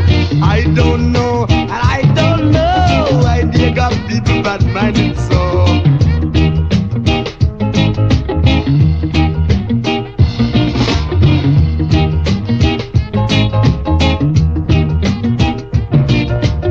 You feel the rhythm, you love the rhythm, you dance the rhythm. Tell him Basie, you love the rhythm, you dance the rhythm, you love the rhythm, upset the rhythm, you love the rhythm, you dance the rhythm, you love the rhythm. The late Clancy Eccles, boy, in the 70s and late 60s and 70s. I don't know why they got people bad-minded so. You know, we used to change up the word. Instead of got people bad-minded so, we used to say all other thing. As little boy growing up in the late 60s and so on with Clancy Eccles and the song. That's what we have. You don't know why they're bad-minded so? Well, we know it's money. Money is the root of all evil, and these people we get, it's all about money. It's all about money. Now, I have a video I want to show y'all. I have several, but I want y'all tell me what you think about this. What you think about this one? How much you want?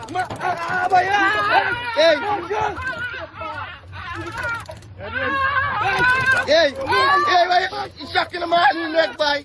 I was something to say you're going now, red, boy.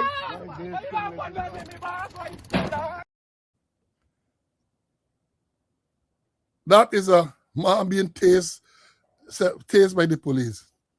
And we make the point repeatedly on this program. We don't know what training these people get. Whatever the man did.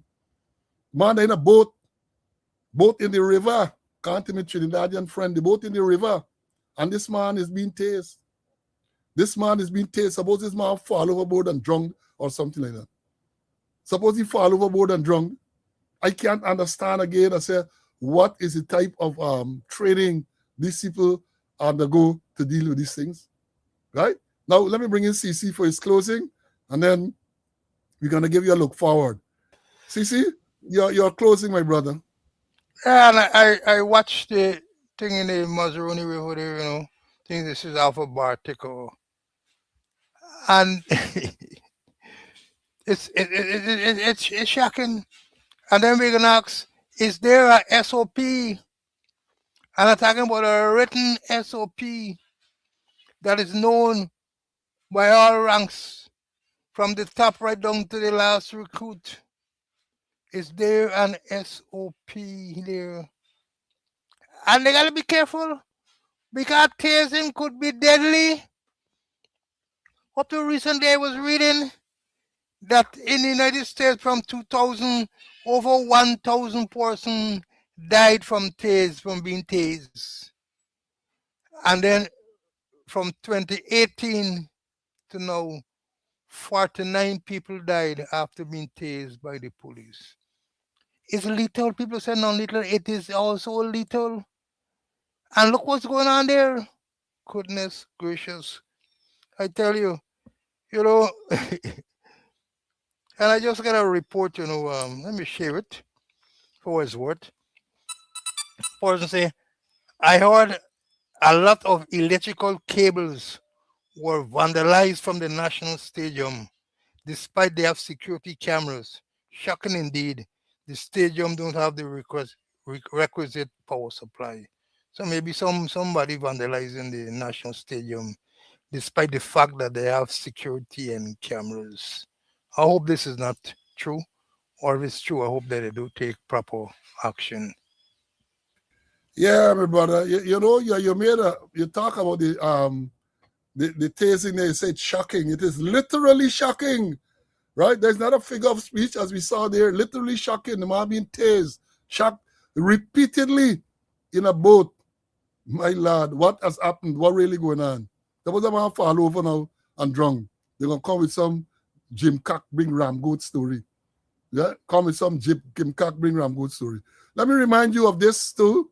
There is this the HD Art Commemorative Committee quarterly invites you to the 11th Desmond Art Lecture by Dr. Aubrey Armstrong, Management Consultant.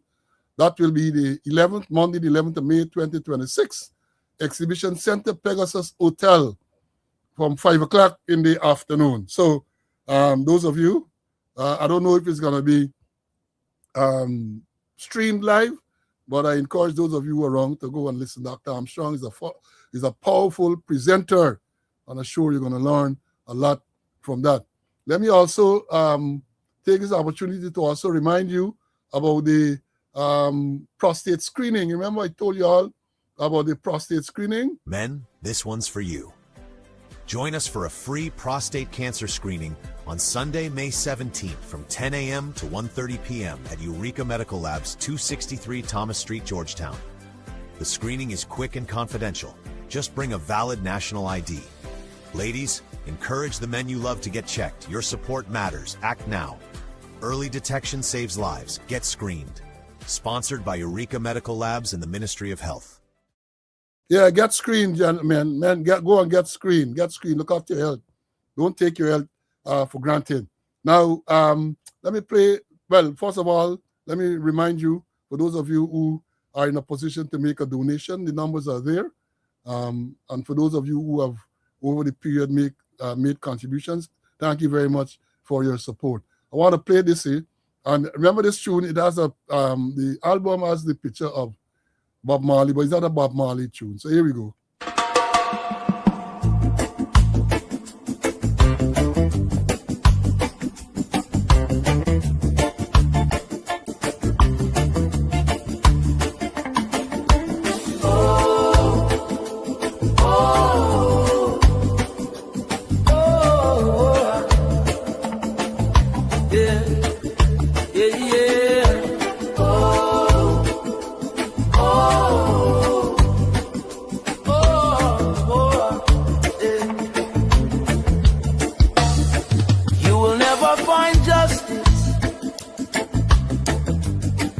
In a world where criminals make the law, let that sink in.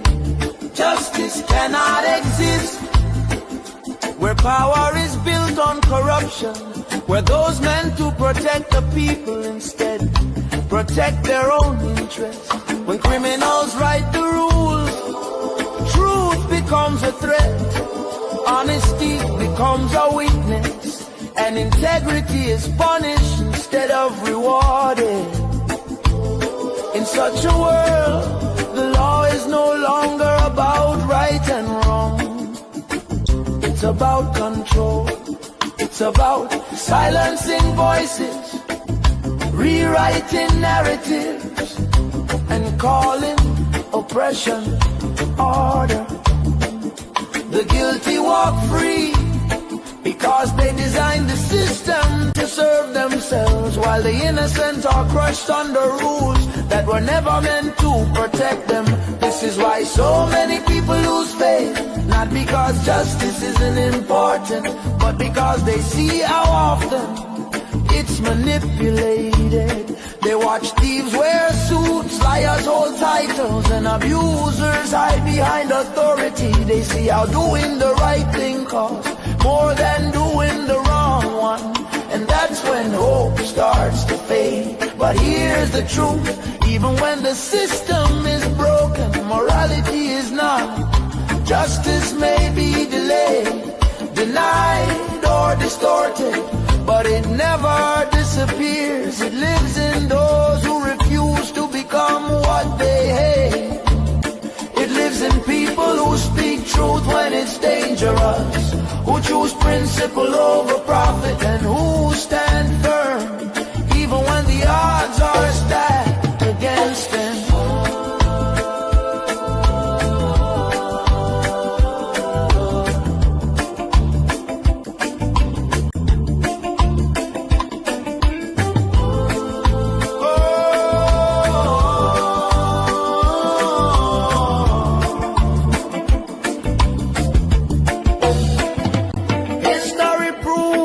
Again and again, every corrupt system eventually collapses under the weight of its own lies. No amount of power can permanently silence truth. No law written by criminals can erase accountability forever. So if you feel frustrated, angry, or exhausted by the injustice you see, you're not weak, you're awake. Don't let a corrupt world corrupt your character. Be the proof that justice still exists, even if the law has forgotten its purpose. Because when criminals make the law, justice doesn't die. It waits for brave people to defend it.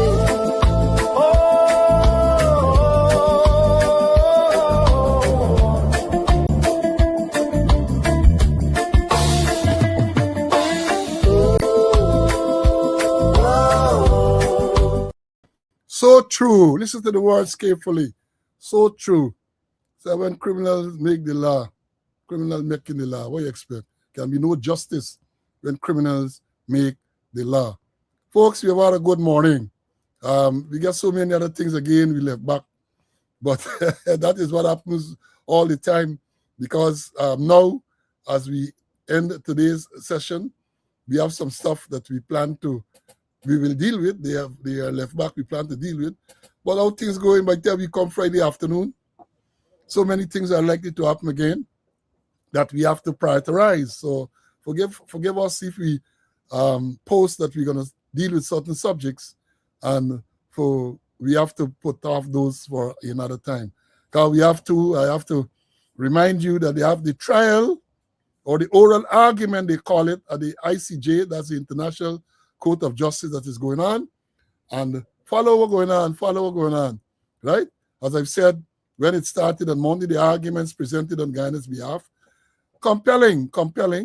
I noted today the Venezuelans are advancing a case to say sometime in the 70s and 80s, Guyana actually wanted to agree to them to cede certain part of Essequibo to them based on the 1966 Geneva Agreement and all kind of things. So follow it. As I said, I was very disturbed sometime a few weeks ago when I read that the Attorney General would be the person representing Guyana. But then we saw on Monday when it started, I didn't see the beginning, early in the morning, I think they didn't even call his name as one of the Guyanese, one of Guyana's representative, right? So let me hope. And I said, I've listened to some of the arguments on behalf of Guyana by the experts, and they have done, in my view, exceedingly well. And it again makes me a little confident that the matter will be resolved in Guyana's favor. and we are not going to snatch defeat from the jaws of victory. So we have had a long morning. Again, thank you for your attendance to this midweek. Thank you for your attendance. And I want to say that we were here in large numbers again this Wednesday. Large numbers. And I have to remind you to subscribe. I have to remind you to subscribe to the channel. And we're going to come, God's Prayer Live. We're going to come on Friday afternoon at 4 p.m. That's Guyana time, same time as Eastern Standard Time, to bring you another episode of Speaking Out. Now, what I need to do now is to ask Mr. Otis Redding to give the vote of thanks. I hope we ain't get licked off again like happened last Friday. So here it goes.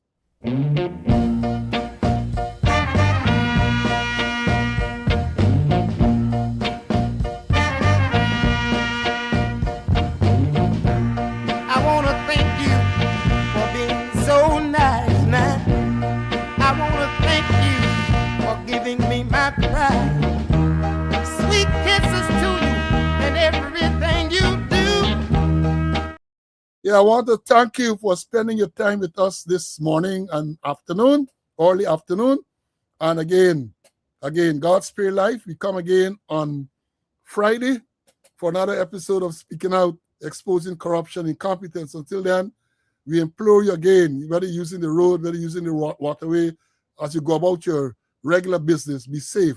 Be safe. And I almost forget this. Remember, tomorrow is Thursday. Let me again remind you, Mr. Winston Jordan is going to be on CAMS TV around 7:30. And that is a presentation that you should not miss. You want to be educated about finances, economics, and the like, listen to Mr. Jordan. And I noted since a little while now, a couple of weeks now, the man gone back into the archives to tell you what some of the old singers, the old bands, and some of the things that are Guyanese, which is nice to remind us that we have a proud history. So until we meet on the next program, so long for now. Take care. Bye.